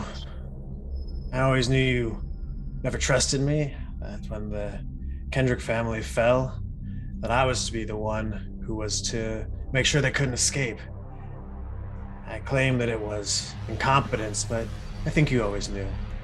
And Denton just smiles and calls over a few of the guards. I'm going to just briefly narrate here, and we're going to go ahead and fade to black, but the guards proceed to take out chains and chain Isaac down to the floor. Tools are brought out, things are cut off, things are pulled away, and his last words as he lies there on the floor through a battered face, barely any teeth in his mouth. For Lord Kendrick.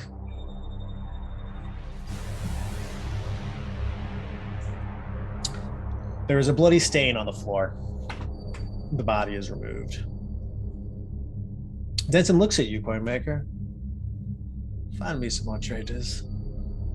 Wouldn't you? Right.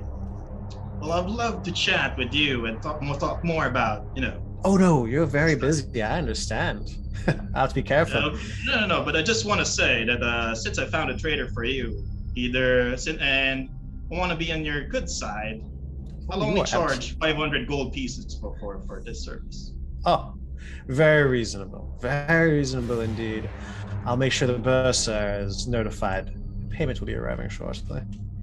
Noted. Well, I'll have to be very careful about you, Coinmaker. You'll be after my job soon. Well, at least I'll have a nose.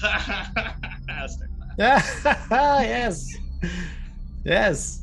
You're making a joke about the Lord Inquisitor. That's very funny. And just have an awkward smile, and I start walking away to find my friends. All right. Come on, All Corin, right. let's go. Let's go. Oh. And I'm right with you.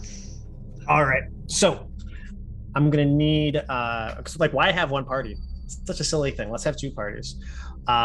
We were all familiar with Team Dock and Team Boat. Let's talk about Team Kitchen and Team Guest Rooms. So let's see, Team Kitchen. We definitely got Karen, Edwina. Who else is on Team Kitchen? Sure. Wow. Okay, and Corin. Coinmaker, Boughs. I'm following Boughs' scent. Okay. You guys are making your way to the guest rooms. Boughs, you're getting there first. You are stealing as you go. Give me that. He's already ahead of you. You were dancing. There's a little time lapse here. For the record, Boughs does not look like Boughs. He looks like the captain that we met when we came in here. I forgot. That's right. You look like yes, Lord Peril Hyeth. Go ahead and front that again. A very imposing figure. You make your way down the hall. The guards absolutely part way for you, and you are really able to get access to any of the rooms that you like. Pilfering as you go. I mean, I guess you don't need to make a sleight of hand check because you're just. I mean, you tell me. I think he's gonna go to one of the guards. Pop quiz. What is the most valuable room? What is the most valuable room in this fort building? Your lordship, the most valuable. What do you guard with your life? The slain, sir. Of course, the inner court of the slain. And where is the slain's most sensitive information? What room do we ensure no one enters? That would be the slains in the chambers, sir. And if somebody were to ask you where that was, what would you tell them? I would tell them that it would be in the dungeon, sir. In what direction? Yes. What direction? They would be in the castle basement, sir, in the lower floors. And then I would let the other guards, and we would ambush that person, and we would torture them to death, sir. Good. Now you failed because you told me this much. I'll deal with you later. Please. I'm gonna go into that room. Storm off, swooping your cape behind. Yep. Give me a performance check. Can I do a deception check because I have the actor feat? Oh, sure. Yeah. Okay. So I get to roll that at advantage because I'm pretending to be somebody else. So yeah. Love it. That's the first one. That is an 18. Mm-hmm. And the second one is less than that. I'm actually going to use my I'm gonna use it. I'm gonna use my Pact of the Talisman ability to roll an additional D4 to add to that. All right, sounds good.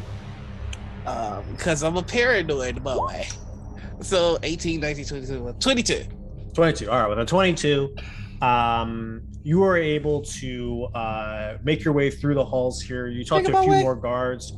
They absolutely are giving you like the space you need to go downtown, feeling good, feeling fast, like the whole thing.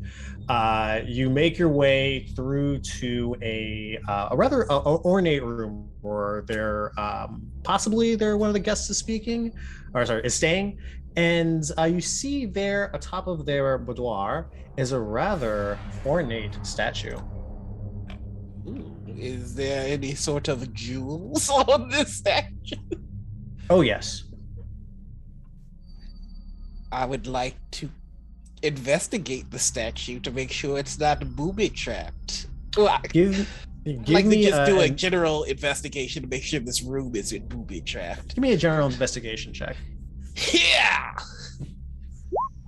21. All right.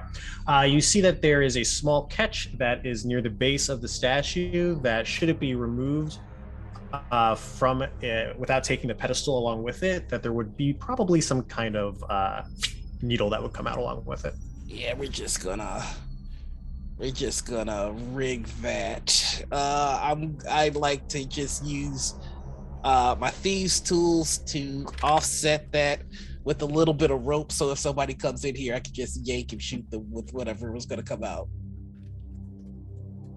I'll take whatever time I need to do that. All right, you take every time you need to do that, and you see you're able to get the statue, no problem. Go ahead. It is a silver jeweled raven statue. Go ahead and add that to your character sheet.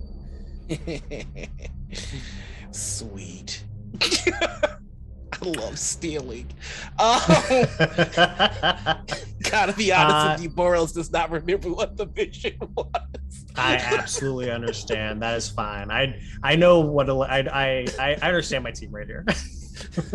All right. So as you've got that statue in your hand, Coin Maker, you catch up with Alarica, and the two of you make your way to like down through the guest quarter halls, and you see with whatever emotion that comes along with this, you see as Boros just pockets this beautiful statue, as a few guards begin to come around the corner. Alarica, you notice them. There's something very odd about them. Make a perception check.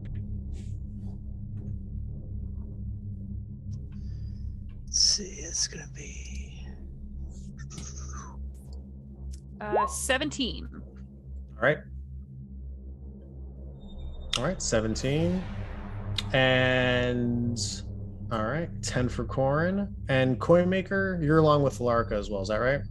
Yep, I'm with Alarica. All right, sounds good. Okay, so yeah. Alarica, you notice that their uniforms don't fit quite right. There's something sort of off about them. And they're, again, kind of like you saw before, they're not acting very guard-like. They're not walking in step. They're not like looking at their patrol or anything. It's kind of like they have guard uniforms, and they're just kind of like making their way down the hall. They see you coming, and they kind of brush past you a little bit brusquely. Do their movements remind me of anything else? Like I don't know, ghouls or something of that nature? Ooh, good question. I'll say with a 17 ins perception check, you don't smell anything unusual about them. There's nothing about their gait that portrays some sort of like undead or any sort of like there's like they're not like any illusion going on here. Especially if they brush past you can feel it. What it does tell you though is that while they may be wearing the uniforms of guards, these men are not guards. And you see them coming out of a chamber And within, you see a very fancy woman. She is sort of gazing at them as they leave, and her eyes rest on yours. Coinmaker, you're there as well, and let's go ahead and say, Boros, you catch up with them as well. Corin. Does she react to the face that I have on? No, she does not. Oh, okay. In fact, she makes no reaction to the three of you whatsoever. She's just, her gaze rests on you.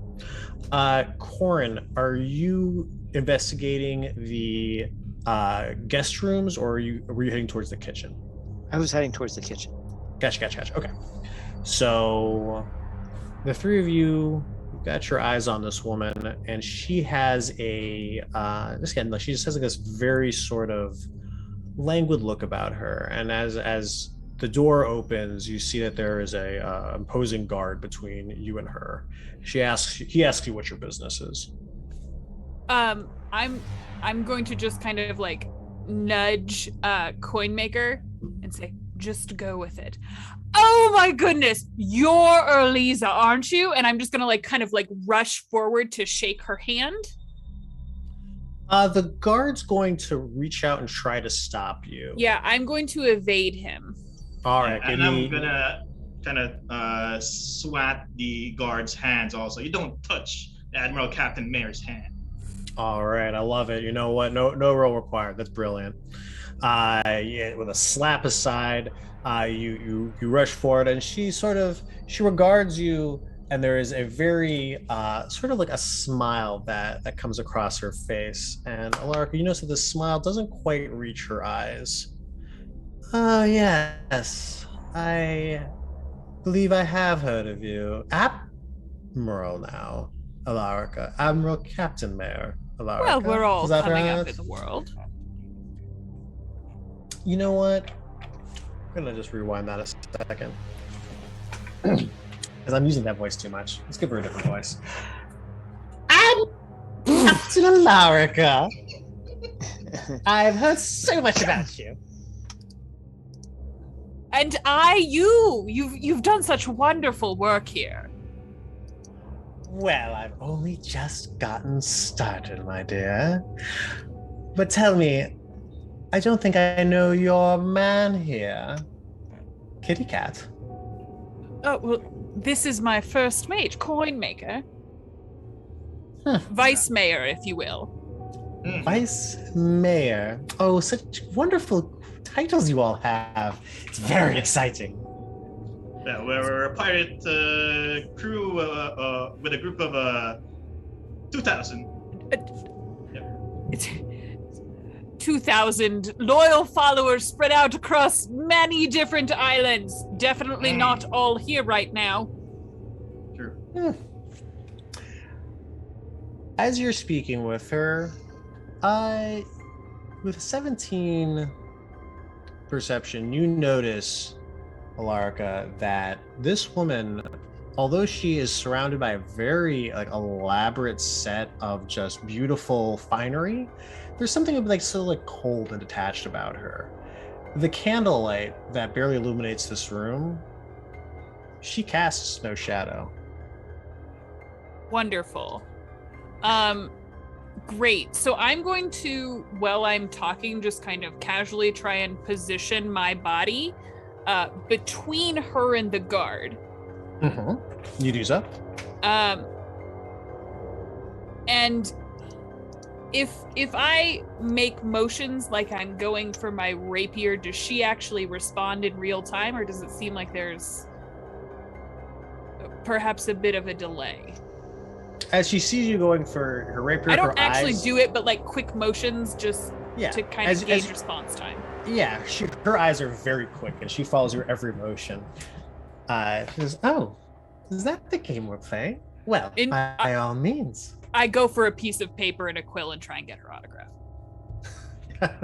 I love the autograph game, absolutely. And Captain La, is this for you or? Oh, it's absolutely for me. After everything you've done for the slain, can you blame me? I mean, honestly, you're a legend. You are absolutely thrilling to talk to. My goodness. Well, let's make sure that this is something to remember. Let's make sure tonight is something that we'll remember for quite some time. I've heard that you're also making your way towards the Slane's inner court. Is that right? Well, you could hardly blame me for wanting to be a part of something larger than myself. She passes you the piece of paper back after she signed it. It reads, to Captain Admiral Alarica the Mayor. Underneath it, it reads, there can only be one. Lady Elzira. I see that and say, oh, that's wrong. It should be Admiral Captain Mayor. Can you kind of erase that and put like the right title? I kick the guard backwards and pull out my rapier. Oh, we're fighting now. All right. Yeah, we I got my long. You're gonna pull out the there can be only one line on me? Do you know who I am? So really quickly, Boros, you're nearby. What do you do? Well, while all this is going on, I saw the room that they came out of, so I'm just gonna sneak in there. Yeah, you're in there. You're in there. What do you do when you see Larka do this? I'm like, as soon as they started talking, he's using this advantage to just kind of melt into the background and sneak into the room that she just came out of. So he's probably not even privy to this because he's in the room snooping, trying to find. We're all in the room, I thought. They had just come out of like a hidden room and saw us, if I recall correctly, correct? There was basically they're in her chambers right now speaking to her. Oh, okay. I thought they came out. In that case, yeah, I don't even look like me, so the natural thing to do would be to pull my sword against Alarica, but I don't. Of course it would. Of course it would. But the sword is only an illusion. I don't have any weapons, so. Oh no. We're gonna do a little bit of a time dilation here. We're gonna bring the whole party together for this upcoming scene. Karen, I was literally about to just walk out. Just walk out. Yeah, all right. It's like not my zoo, not my monkeys. Like, hey, all Noir, right. I got you something. Oh jeez. So Edwina, Corin, and Karen. We're gonna just shift camera for a second to the kitchen. All right, we're gonna come back to how this Rango Tango with the diplomat goes. Karen, Edwina, Corin, you've made your way to the kitchen, and you suspect that there is a cook here who might be able to aid you in your efforts to make your way into the inner court of the slain. You see that there are the stoves here are dark, cold. There isn't any kind of cooking going on whatsoever. You see that there is two figures here, a dwarf and another servant. The servant is admonishing the dwarf, telling him, if you can't get a meal together, we're all going to be dead. They're going to murder all of us. You've got to find something. And the dwarf was like, I'll do what I can, but I can't promise any miracles. The servant says, well, you better put a miracle together. We're all they're gonna eat us. Seems to and be then the trouble here. just storms out. For whatever reason, the cook can't find anything to cook, and he's gonna get us all killed. I've got to find something else, please. And the other servant leaves. The dwarf looks extremely distraught. Yeah,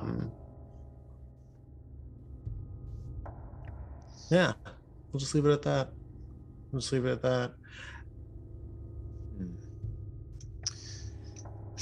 Supply problems? Sort of. It's a bit of a mix of that and just outright inability to find anything to. Oh wait, you said supply problems. Yeah, I can't find anything to cook anymore. I mean, I've tried working with what I've got here in the pantry. They just gave me this, and there's like this giant, like you see behind him there are these two large boars. One which has been, maybe was cooked and is kind of like gone rotten, and one which is totally raw. It looks like it was slain recently. Well, you've got that to go with if eating animals is your thing. I suppose. Look, it doesn't think it really matters. I mean, even if I can get this meal right, the next meal I'm a goner. Maybe you should just run away. I tried digging a passageway, but my tools broke. Okay, just really quick, look me right in the eyeballs. Are you a liar? Okay. No. Okay, come with us. And I'm gonna grab the dwarf by the elbow. We gotta get out of here. This is a mess. Although we don't even know this dwarf. You're taking him into your confidence? Well, sometimes you just take a gamble. Oh, you're trusting. Do I believe that this dwarf is not a liar? Make an insight check. All right. Corin, you as well. I straight up believe him. All right. I can tell by, I'm not going to bother checking roll 20. Yep. Oof, 10. A 10. All right. This dwarf appears to be, actually, no, Corin, you realize you recognize this dwarf. You didn't have a lot of interactions with the Ungard family, but he is a Rukov dwarf. Their family is well known throughout Moonshae Isles, and you realize like this man's no cook. He's a dwarven noble.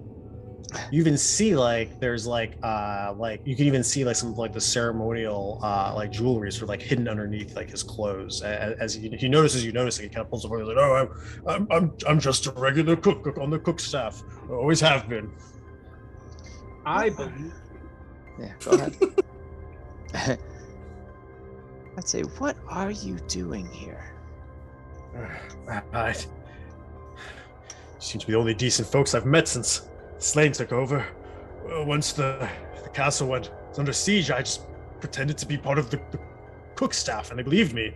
I've been doing what I can to sort of keep things going, but there's nothing really even left to cook, and I barely even know any recipes as it is. I mean, look at this. He just points to this whole uncooked pig. He's like, I don't even know what to do with this. It's not even butchered. It's just a corpse, really. Well, I don't know. We don't eat that where I come from. But you think I do? You have I mean, I guess I do, but after it's been, processed a bit, this is just bones and meat and organs. Well, I definitely know you're not supposed to cook the last part. I would leave that part alone. We need a plan to get you out of here. You're right. They will kill you if they catch you. Exactly. Have you been poisoning them? Just the regular way. I didn't mean to poison them. I've just been trying to find anything to cook. Mostly I've got this. He kind of points to the pantry, and looking through his stock, you see there's very little to work with. Most of the ingredients have gone bad, and it's honestly become kind of a bit of a like you said, a supply issue. What's your name? Oh, my name is Thomas. Thomas. Yes. Okay, Thomas, I'm Edwina, and I'm a hero, but don't tell anybody. You're gonna come with us, and then you're gonna vouch for us when we get out of here. That's how this is gonna work, okay? Oh, absolutely. I would be we've got family. We'd be extremely. That's too much talking. That's too much talking. Okay. But when we get out of here, you're gonna put some stuff on paper for me. Okay, let's go. Let's go. And I'm gonna try to usher them all out of the kitchen. You can't just fit a dwarf in your backpack. How are you going to get him out? He's just going to come with us like he's under arrest. But I need you to do all the talking because they'll be able to tell him okay, ready? And Wait. You said you had a secret tunnel. Yes, I started digging one, but I couldn't finish it. I ran out of time. Yes, you certainly have. Okay. Well, okay. Back to Edwina's plan. Okay. We can't leave. The Admiral Captain Mayor will kill us if we leave without her. So we have to go find her, and then we'll get the fuck out of here. All right. As you grab Thomas the dwarf, Karen, Edwina, and Corin, you make your way out of the kitchen, and you find yourselves in a bit of a tangle. There are guards everywhere. How do you avoid them? I bring to bear my full Karen powers. Oh my yes. God. Do you take your hat off, revealing like the beehive? Oh no. Yeah, it's just like a asymmetrical bob haircut. Oh, nice. Okay. Solid. Which is All weird. right. Dragonborn, so weird to have hair, but let's do it. And I would just be like, I don't know who is organizing this, but everyone here needs to like get out of the way. We are trying to make sure that this man gets where he needs to go. Come on, let's move. Let's make some way. And I just boss my way through.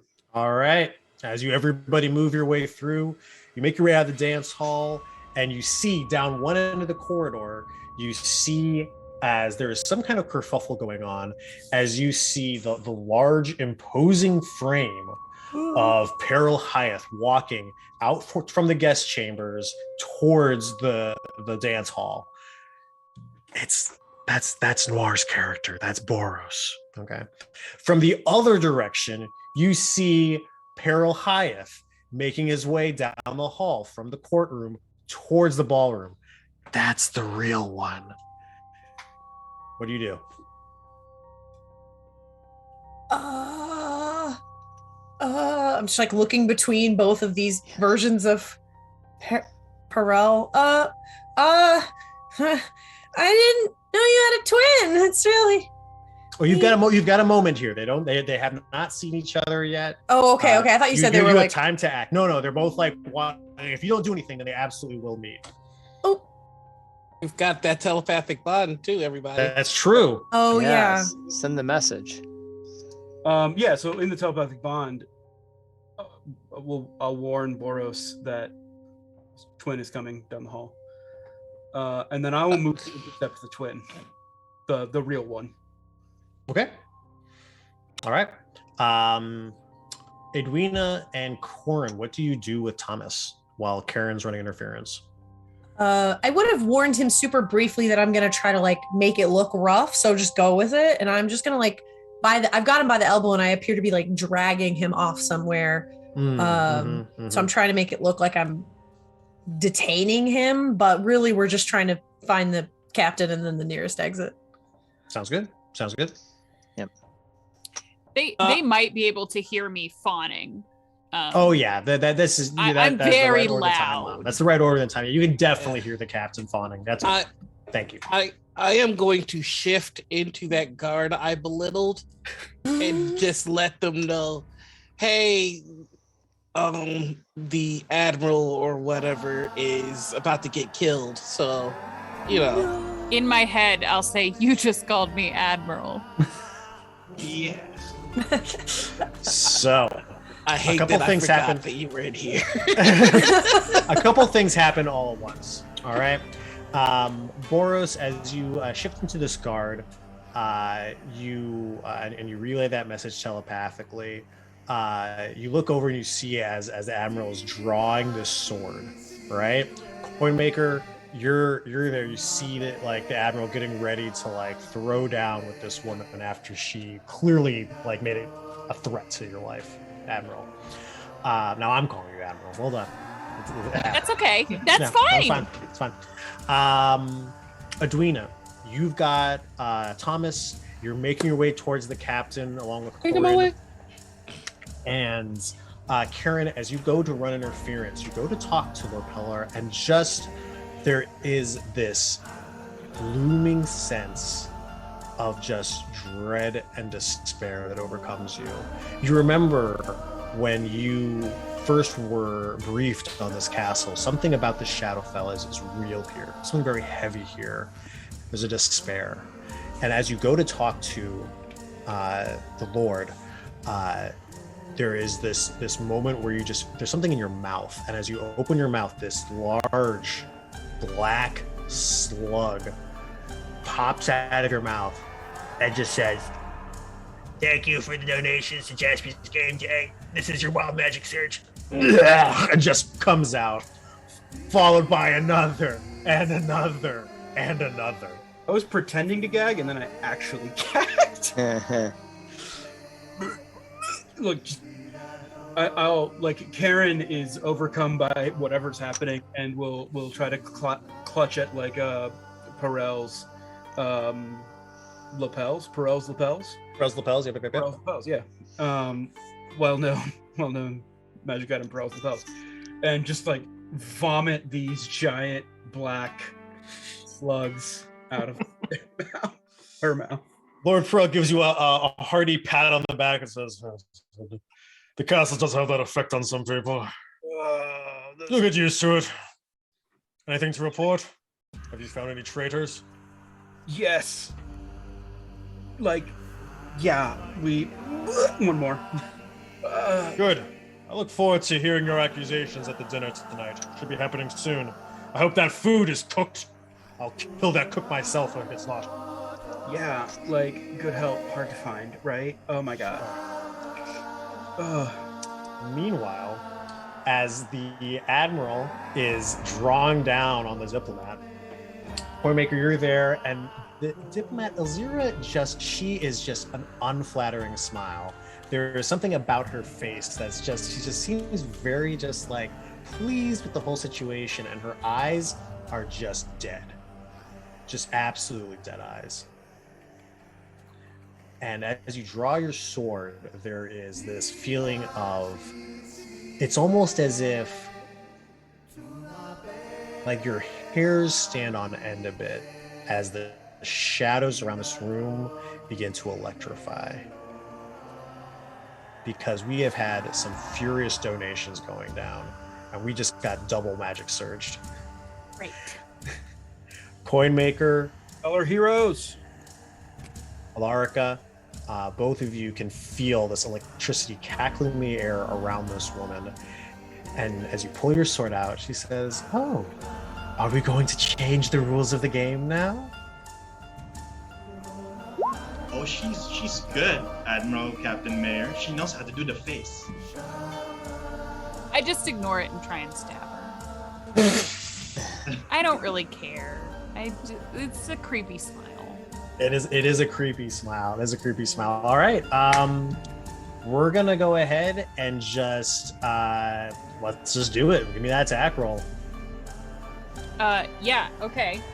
Stab in the diplomat. Where is Coinmaker in association to me right now? Are you right up there Nearby. next to me? Yep. You're I within should 5 be next to feet you because I swatted the Buffo? hand. That's right. Great, wonderful, right. because that means I get to do my sneak attack. Okay, for the attack roll, that is going to be... As you go to attack her, make that charisma save.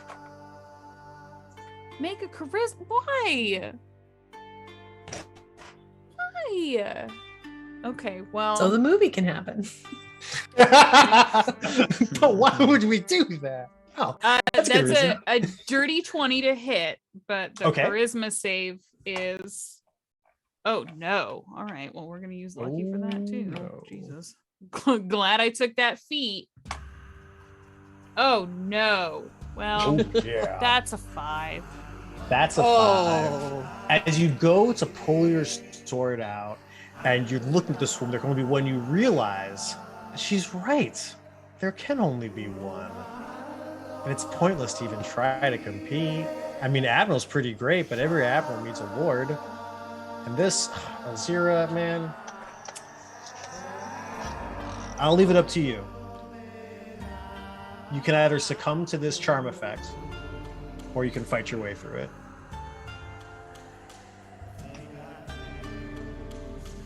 I'm an arrogant shit. I'm gonna fight my way through it. Fight your way through it. You throw it off. That dirty 20 hits. And you just sink that blade into her side. Roll for damage and give me that sweet, sweet sneak attack. I will say it's likely that I was not expecting that kind of mental onslaught Okay. in the process. So maybe I just kind of forget to pull my rapier out when I'm done. Okay. Sure. 5, 6, 7, 8, 12, 17, 20. A 20. Damage. All right, 20 points of damage. All right, and tell me about this rapier. Is it magical? No. Oh, okay. So 20 points of non-magical damage. All right. As you stab her and you sink your rapier in and you pull it out, like, or you said you weren't gonna pull it out, right? Yeah, I There's kind of just like shock. Yeah, it sort of just gets stuck in her side. She just gets stuck in her side, right? And she looks down and says, "Oh," and she pulls it out of her own self. There is a hole in her garments that she doesn't even seem to mind. She like puts her hand to it, and there's a little bit of blood, and she just rubs it between her fingers, tastes it, and you look down, and the wound is healed. You drop this, dearie. And she passes your rapier back. I'll take it. Cornmaker, how do you react to all this? I, of course, follow the Admiral Captain Mayor's lead.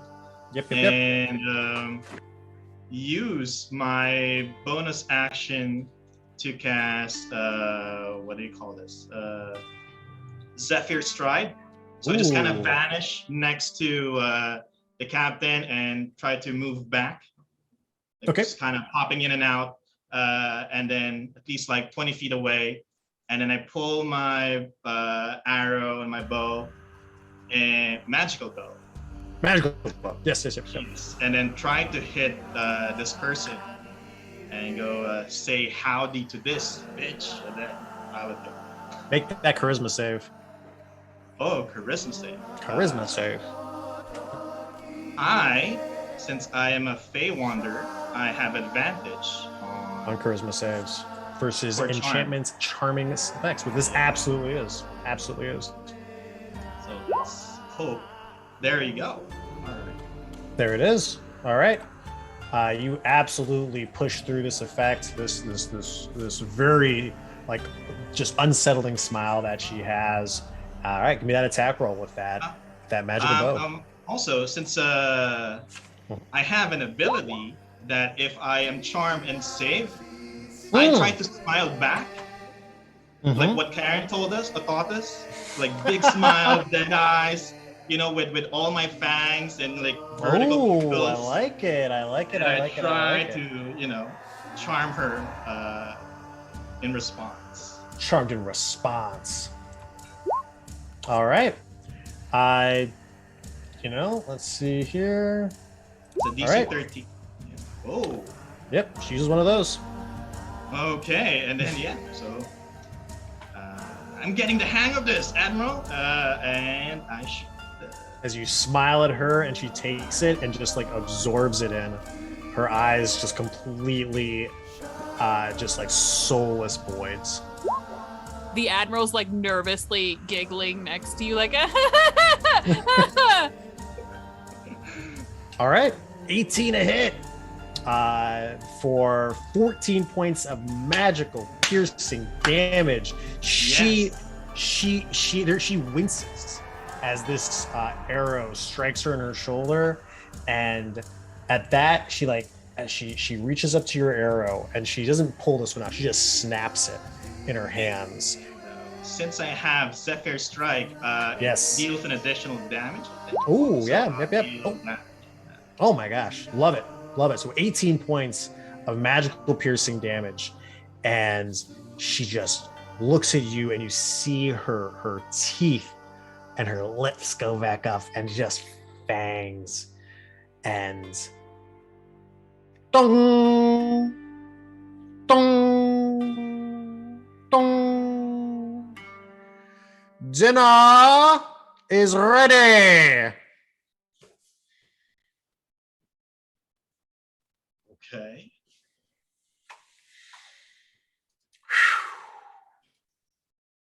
The diplomat stands up. Guards enter the room. Her fangs retract. She drops the arrow to the floor, straightens her dress. What do your characters do? It's clear that she is extremely upset and pissed off. But when the Lord rings the dinner bell and it's time to make do with the court niceties,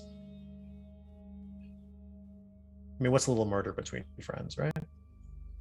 In fact, I'll go so far as to say she looks at you and says, well, I do enjoy the terms of this new game you'd like to play, but what's a little murder between friends? Out of character, Diana is very confused right now. Okay. I guess we are in a competition, and this seems like the kind of shit that a shady guild would pull. I'll kind of offer her my arm and sort of offer to escort her from the room while casting a nervous glance at Coinmaker over my shoulder. She takes your arm, and you two, as the rivals that you are for the seat of power, the favor of the court to the slain, make your way down the hallway to the banquet table. I will mentally, telepathically to everyone just say, help me.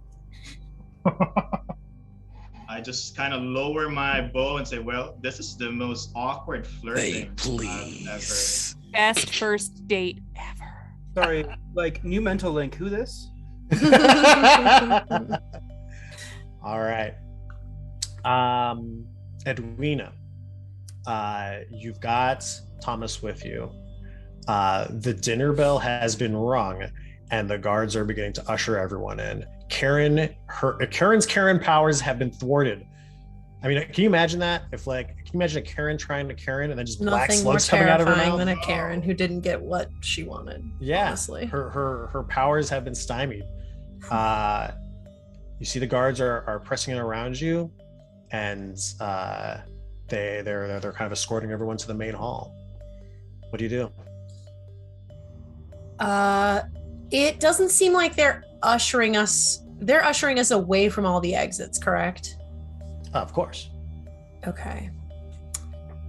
Okay. I will oh heck. I'm going to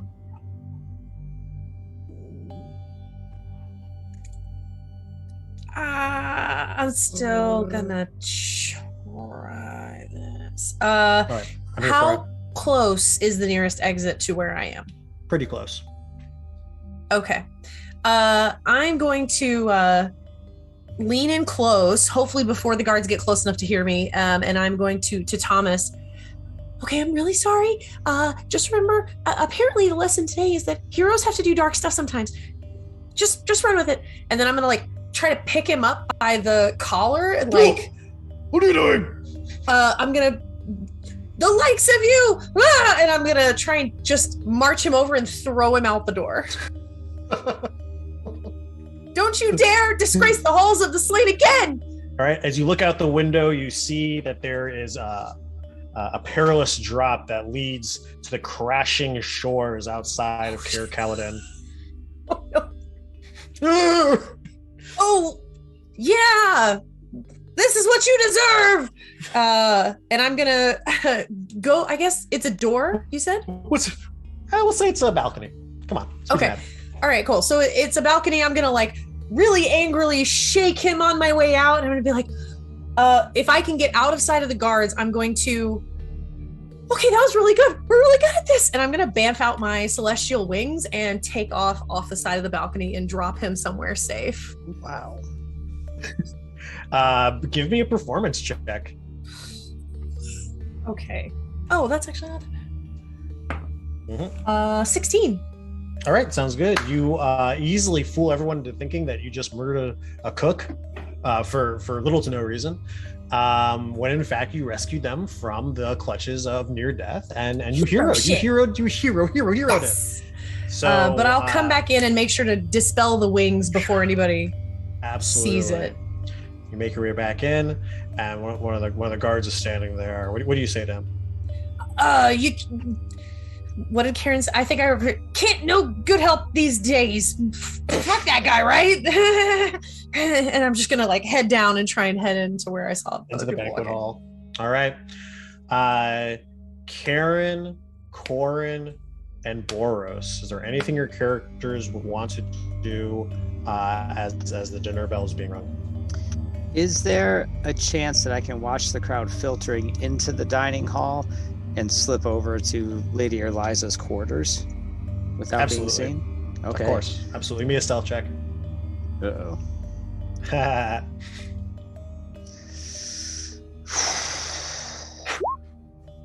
Ooh. Once. You get in there. Absolutely. All right. You're in there. What do you do? I go to her door. I test the knob. Is it locked? You get in there. No problem. Okay. I do a quick look around. Is there anything obvious? She's our main competition, right? Is there any obvious? You see, give me a perception check.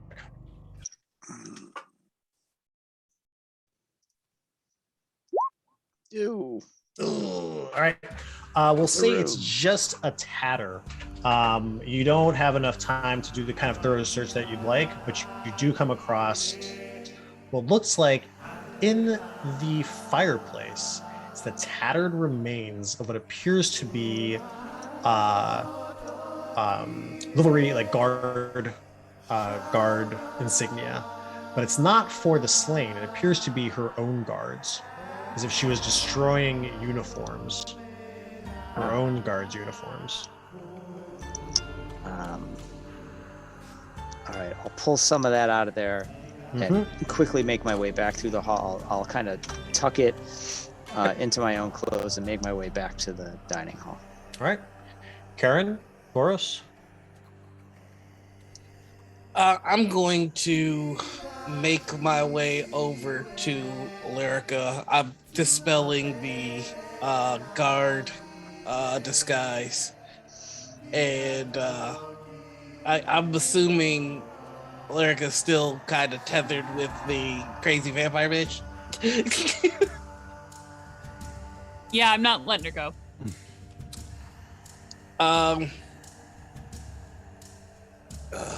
Boros is gonna walk over. Oh, so lovely to see that you found a dinner date. And then I am going to sleight of hand my talisman into Lyrica's pocket. All right. And just out of curiosity, what are you hoping will happen with your talisman? Nothing yet, but he is going to tell her telepathically, put it on. If you get hit, I can help you. All right. Trust exercise. And Karen. So before I go into the room, just at the entrance, I'm going to drop a small clockwork dragon. Oh, okay. Yeah, just like, Yeah, like for sure. Yeah. Like you do. I'm going to... Can I drop it like around a corner where it's out of people's view? Absolutely. Great. I'll put it over there and I'll summon my Drake companion. Oh. So this like clockwork dragon just kind of like into a medium-sized creature. But I'll leave them outside for now, and then I'll go into the room, and I am trying to clock my man No House. Oh yeah, he's there, and this is a good time to talk about where does everyone sit. No House. All right, sounds good. So Lord Perel is at the head of the table, and I'm gonna go ahead and say that as the farther you go away from Lord Perel, the less prestigious it is. Everyone can see wherever they want to. The closer you are to Lord Perel, the harder it will be to pull some bullshit, but the more influence you're gonna have. So on a scale of 1 to 10, right? Or actually, that's a silly scale. On a scale of 1 to 20, where do your characters sit in regards to Lord Perel? With no house is sitting right next to him. So Karen, that'll put you right at the head of the table. That sound good? Karen would love to be, yeah. All right, so you're up at the head of the table. What about, and in that same vein, Elzira will also be sitting at the head of the table next to Lord Perel. Is that place Lyrica at the head of the table? Yeah, I don't leave her side. Absolutely. All right, sounds good. Boros, where does Boros fit in all this? Are you right there with Lyrica? Yep. All right, at a table. Coin maker. I'm just gonna stand behind Admiral Captain Mayor, just kind of like act as a guard. Still have that creepy feline smile. Gotcha. Perfect. All right, so Edwina, Corin. Yeah, farther away from him. I'm not going to sit real close to him. Sounds good. Yeah, I'll probably sit like midway. Not too close, but close enough. Not too far. All right. Okay. And Edwina, Karen, Corin, you're as interested as anybody else is to figure out what the food is going to be, because I mean the cook just got eaten, right? Like, where's the food coming from? Everyone sits down, and there is a moment of just sort of like everyone just sort of waiting to see what happens next. Lord Perel stands up, rings the chime, and servants bring in steaming piles of barely cooked pork meat. It was a panic, rushed prepared meal. Rare is my favorite. There, yeah. I'm gonna press the digitation though this is actually edible. Takes a while. You're basically slapping a chicken here with magic. Can I go ahead and cast to detect poison and disease? Sure. Yeah. The food's just. I mean, it's semi-raw pork, so you now know what your character knows.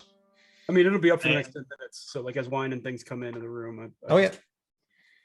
Oh, I see. offer I see like what you're saying. Yeah, I grab like from my bag, like an A1 sauce equivalent. Like offer it to everyone who wants it. That's great. You sit down amongst some members of the court that you know, some members of the court that you haven't quite met. And there's definitely a lot of just sort of like hushed conversations, small cliques going around the table. Peril is very like intent, just sort of like eyeing the entire audience, like waiting for basically the show to begin. I'm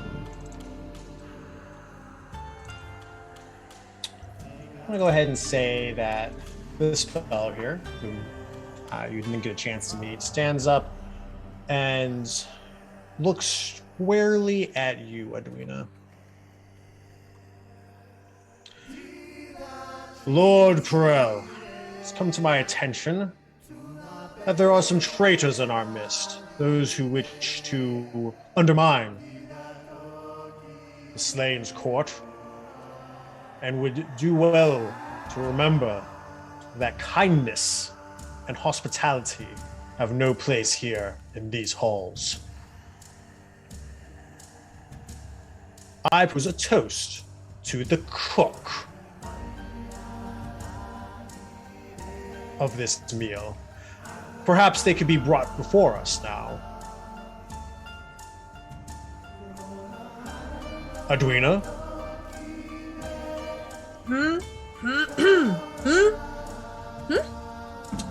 And Edwina,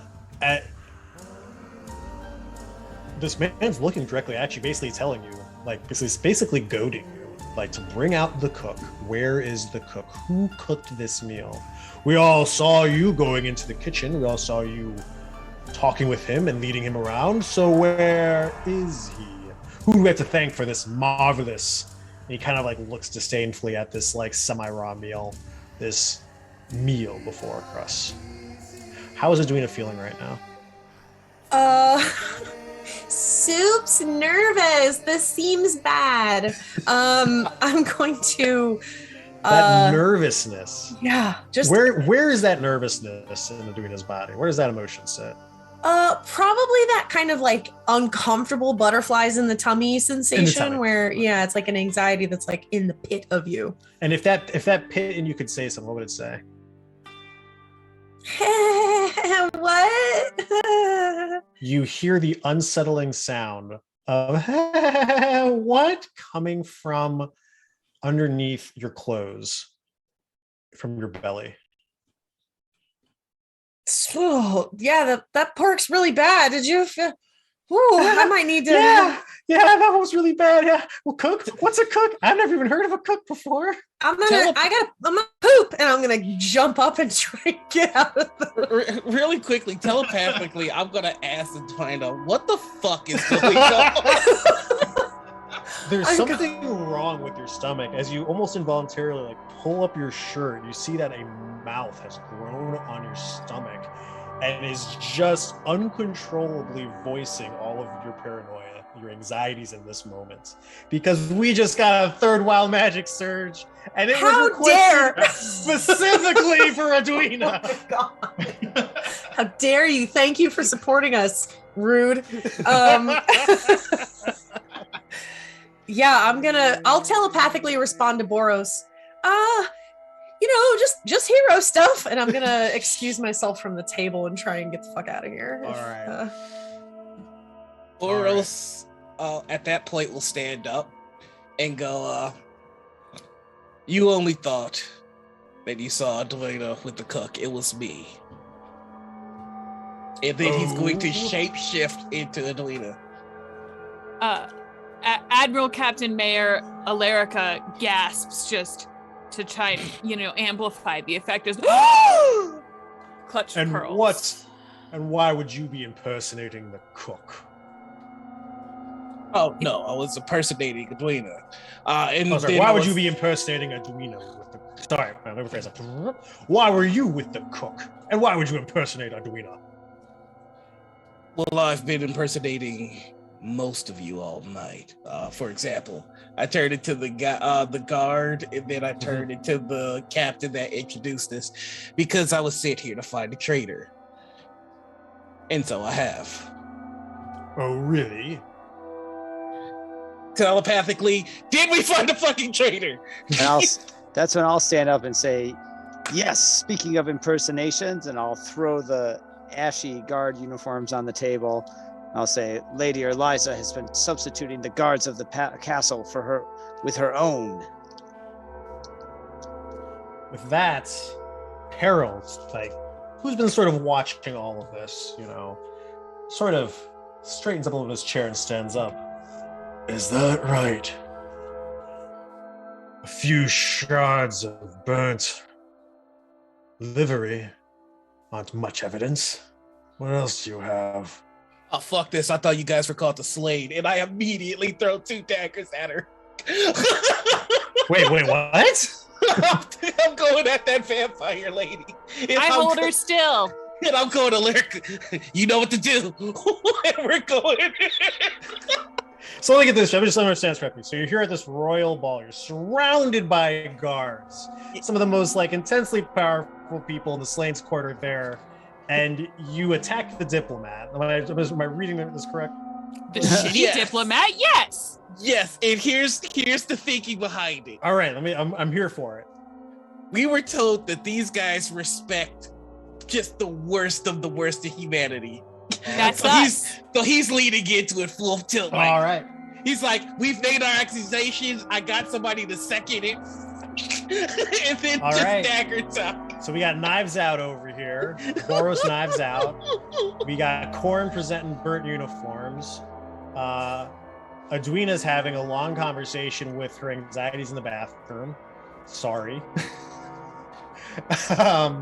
Karen, Coinmaker, Alarica, how do you contribute to this moment here where you make it clear that Elzira is no longer is a traitor to the Court of the Slain? Alarica knows Boros well enough to know what's happening here. Okay. So as soon as he starts talking and says, fuck this, she's going to pull Eliza out of her chair and kind of grab her other elbow and turn her into a meat shield and just sort of turn to face Boros so she takes the full brunt of both of those daggers. So Alarica takes them? No. Oh, I'm using her as a shield. Or Liza. Gotcha. Okay. Yeah. Eliza. Sorry. All right. It's been killing me all night. All right. I'm glad I'm not the only person who does this. Absolutely not. Yeah, for sure. Coinmaker, what do you got? Since I'm standing behind the Admiral, I'm just gonna move to her side. I'm gonna take out my battle hand axe and just kind of wrap my arm around Eliza's neck, and then just whisper, "The Admiral, Captain Mayor sends her regards." Oh wait, she's there. But yeah. All right. Jumping this person at dinner. I love us. Get it. So let me make sure I understand your whole plan here. It comes down to 2 words. What Get 'em. plan? All right, Karen, what you got? You ever hear the song "Whoop That Trick"? That's the plan. That's the That plan. song That's the is plan. the I love it. We're not gonna be on the stream next week. No. These characters are dead. Yeah. I'm sorry. What's Karen do? Oh, you're the only one that needs to survive. Karen, right? So she is gonna lean over to Denton and be like, "Listen, like, if you don't back our play, I'm gonna tell everybody that it wasn't even you that was fingering people back in Sharn's on a different fucking plane. Why can't I think of city names? Flan. All right. So in that moment, the daggers strike. Elzira screams out. There is a great gnashing of teeth, slashing of clothes. We're gonna just go ahead and hand wave here because we are running a little late. But basically, a fight breaks out and is quickly subdued. All right. Peril makes it clear that this is no way for the court of the slain to behave. Backstabbing should happen at the dark of night, behind closed doors and muffled screams, not the dinner table, you animals. We will do this. According to you. Or else is gonna go, am I too civilized? I mean, am I too savage for the slain? Good God. He's looking disgusted at them now. Like, I thought you all were proper evil. We're lawful evil, not chaotic evil. There's a difference. He calls for a vote amongst the members of the court. Of course, as provocators, and Elzira accuses you all right back of treason, saying that you tried to attack her, which is true. Or Lisa and doesn't even know that- her own name, so honestly, I feel like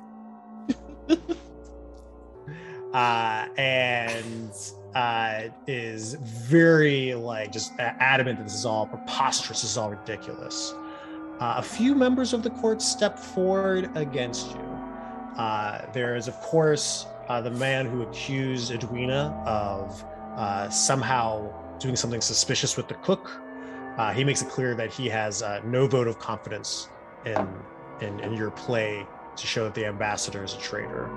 However, No House Denton says, no, I trust these folks. Their accusations ring true with my own investigations. I believe that many of the staff here, and he looks around, as several just black shadowy figures who are clearly, Karen knows, if you're gonna be a spy master, you gotta have your hit squad kind of come out of the shadows and just put knives to the throats of several key guards in the room. I believe several of these men are not the ones that we hired. They've just been replaced. And of course, let us not forget the key swing vote in all of this. As she steps forward towards you, Alarica. ah, fuck. And she leans in close and just, I know it's after midnight, but maybe it's too much for radio. It's just too much for radio. Leans back, says, I believe them. They have a certain ruthlessness about them. Kill her. She's not one of us. Lord Peril stands back, folds his arms, and with a brief nod of his head, the ambassador is taken to the dungeons of Castle Caerdir, kicking and screaming. She looks at you before she goes, Alarica.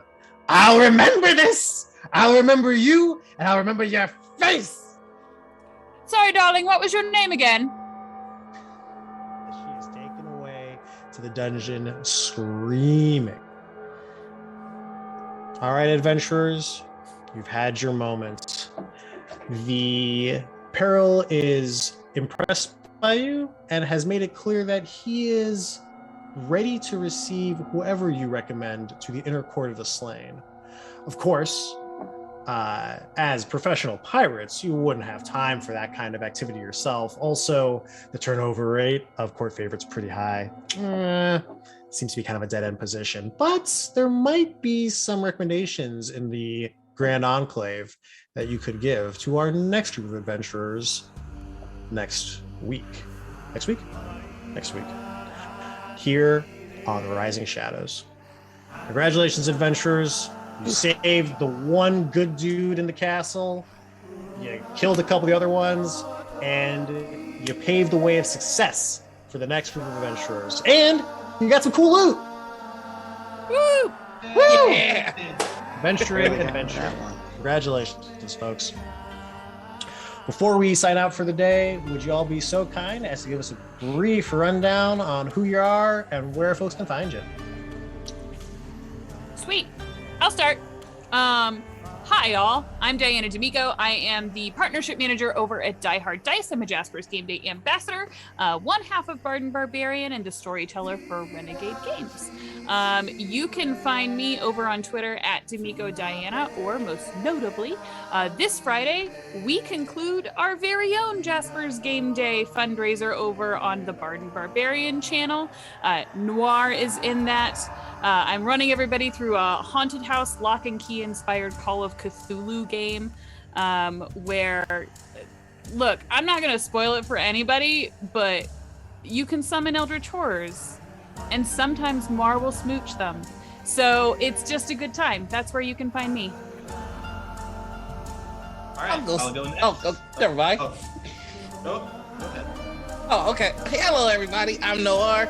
You can find me all over the internet as the Noir Enigma. That's Twitter, Twitch, YouTube, TikTok, and Instagram. I am the community manager for Evil Genius Gaming, founder of Critical Misses. And speaking of Critical Misses, you can find me every Saturday morning for Morning Ritual, and that's it. Right. So I am Paul Gabbett, or again, DM Paul G in social media. I write adventures, so you can find all the things that I've written in dmsguild.com. Just type in Paul Gabbett. All the shenanigans that I've written will be there for you to play. I also have an upcoming adventure coming out for Adventures League, DRW 17, the Expedition to the Supreme Forge. So yes, because long titles are necessary for adventures. And what else? I also am a dungeon master for Ballman Games, and virtual D&D weekend is coming. So if you haven't registered yet, actually I don't think the tickets are out yet, but when they come out, please go and purchase. Go ahead and join us play games. Lastly, I'm a local event organizer here in the Philippines with a group of amazing people called the Greasy Snitches. So yeah, check us out. That's it. I'll jump in after Paul. If those of you who go check out DRW 17, if you're like, whoa, wait, how did this story start? Go back to DRW 15. It's not the beginning of the 5-part trilogy, but it is the second one of the 5-part trilogy, and you'll still be confused, but then you'll be giving me money because that's the one I wrote. Happy to have Paul coming in and wrapping up that quintilogy. I'm Shawn Banerjee. Y'all can check me out on Twitter and everywhere else at Shawn Banerjee. As Ian was saying before, if you'd like to work with Ian and myself and some other very talented people who are here to promote voices from underrepresented populations, check out thewordrefinery.org or just tweet one of us. And if you want more Karen, then make Graham bring me back. Graham, bring me back. There we go. And I'm going to throw it to my new favorite person, Kris. Oh my heck. I'm Kris, she, they pronouns. You can find me on Twitter at Kiss of Hemlock, Twitch, Tiny Poison. I am kind of all over the place, to be honest with you. So we should just be friends on Twitter, and that's how we'll keep up with each other and be besties. You can find me as a regular cast member of the Fae Forge Academy, which is a weekly 5e podcast set at a magical school, which is far less problematic than the one you're thinking of. You can also find me. We are finishing up our final arc on Shenanigans Season 3, which is over on the We Are Nerdsmith Network. And we are between seasons. Season 2 drops in April of one of the most incredible shows, Stay Alive, on the Free Forge. It's a post-apocalyptic zombie survival horror game with a homebrewed system, and it's high lethality, high good times. You should check it out. This has been a super incredible experience. I'm so glad to have sat at this table with these amazing people. And I'm going to pass it over to Andy. Yeah, hi. You can find me on Twitter at Andy Dempz, DEMPZ. I do a lot of the... I swim in some of the same circles as Paul and Shawn, writing stuff and DMing for Baldman, and it's a good time. So yeah, check that stuff out, check their stuff out, and that's about all I have. Rock on. And I'm your DM, the guest DM for the evening. My name is Ian Gould. You can find me doing shenanigans with Shawn on World Refinery. You can find me doing shenanigans with Kris at Fae Forge. While you're looking up Paul on DM's Guild, look me up and you'll find some other stuff that I've done. And if you'll like what you see here, check me out over at Start Playing. I'd love to have you at my table. And with that, we are wrapping on up here. Let's head on over to Spin the Dice. Total Party Chill. Let's get that raid started. Yay, we survived! Yes, Kat, you were very good. You made so much noise during the stream. Very good.